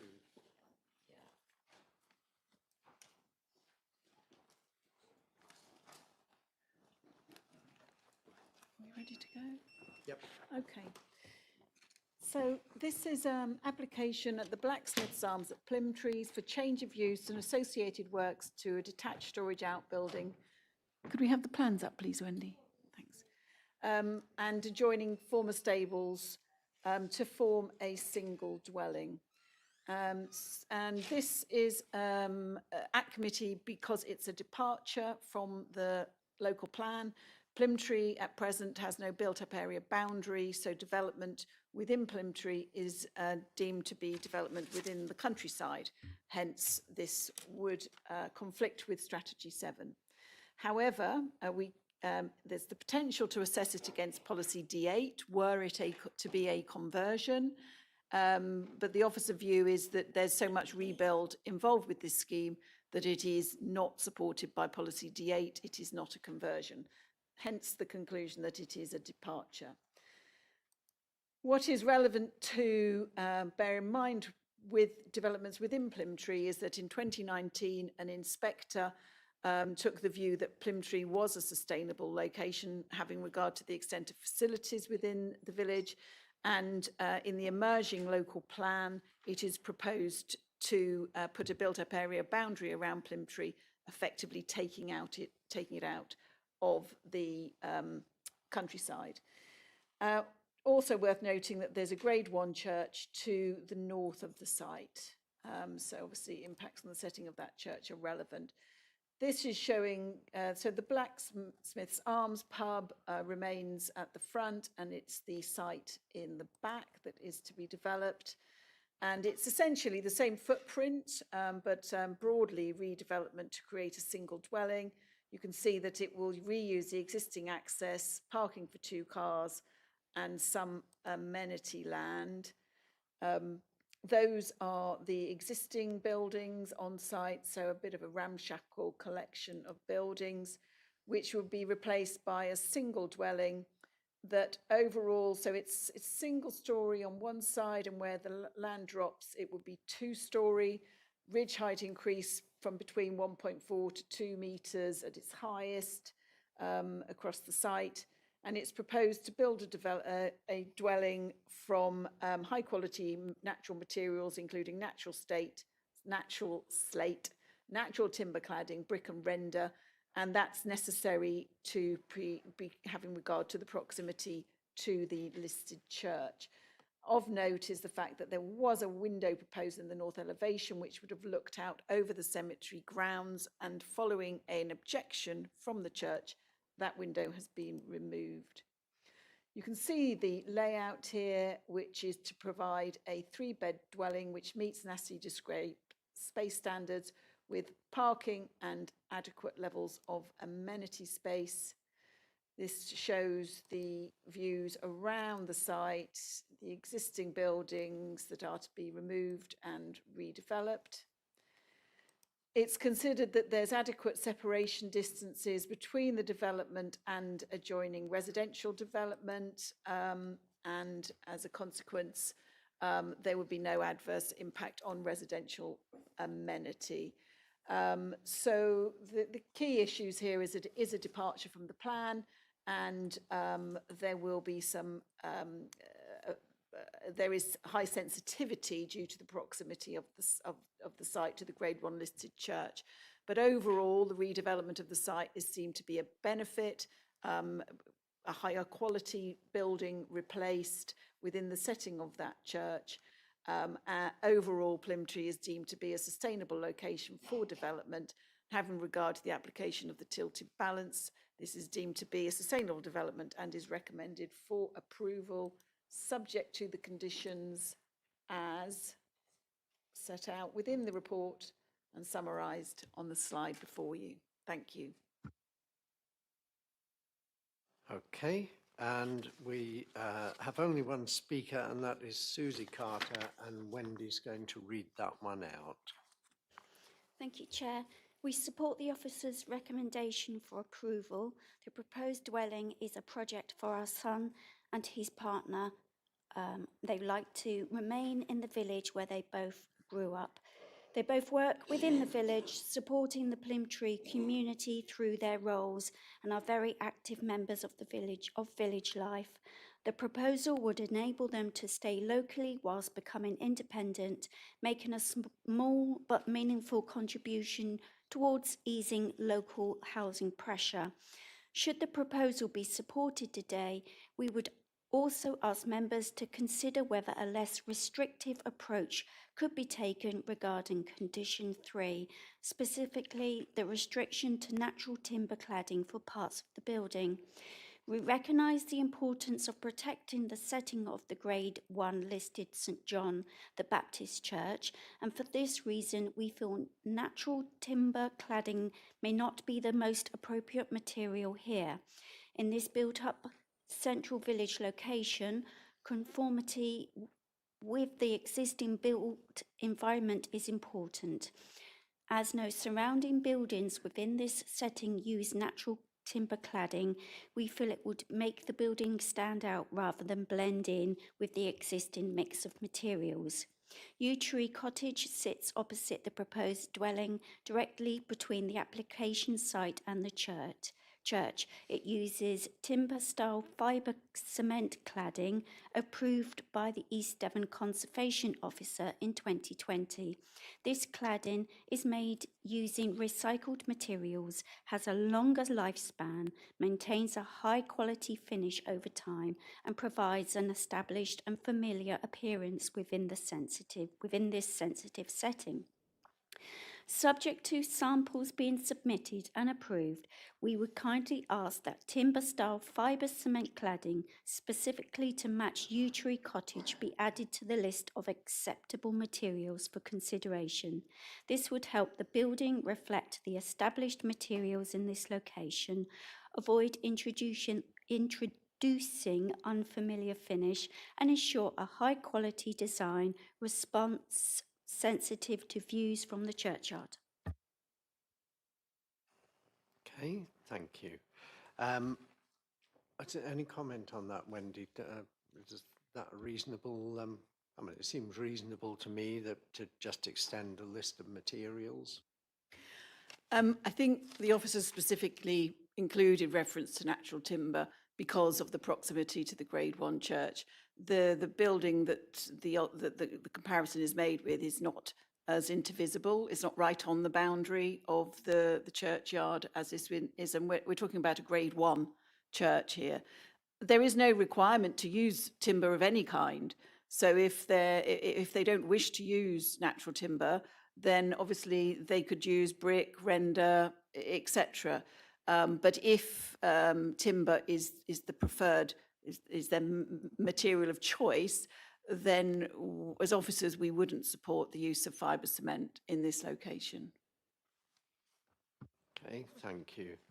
Yeah, I mean the notice, the officer report says external materials shall be in unpainted natural timber and render, or red brick and render. So there are a few alternatives there rather than composite timber effect boarding, which is not the same as the cement that they're proposing, is it? It's similar. Similar, okay, right, okay. Right, Mike, did you have a question? I was going to cut it short and go straight to approval. No, I didn't see anybody wishing to ask a question. No, I think I've asked the only one. Shall I sum up? All in favour then? Didn't they get seconded, did you? Councillor Bailey seconded, right. Oh yes, I think there was a competition for it. Thank you all very much. I know it's been a long day, and thank you for bearing with me for the past 2 years. I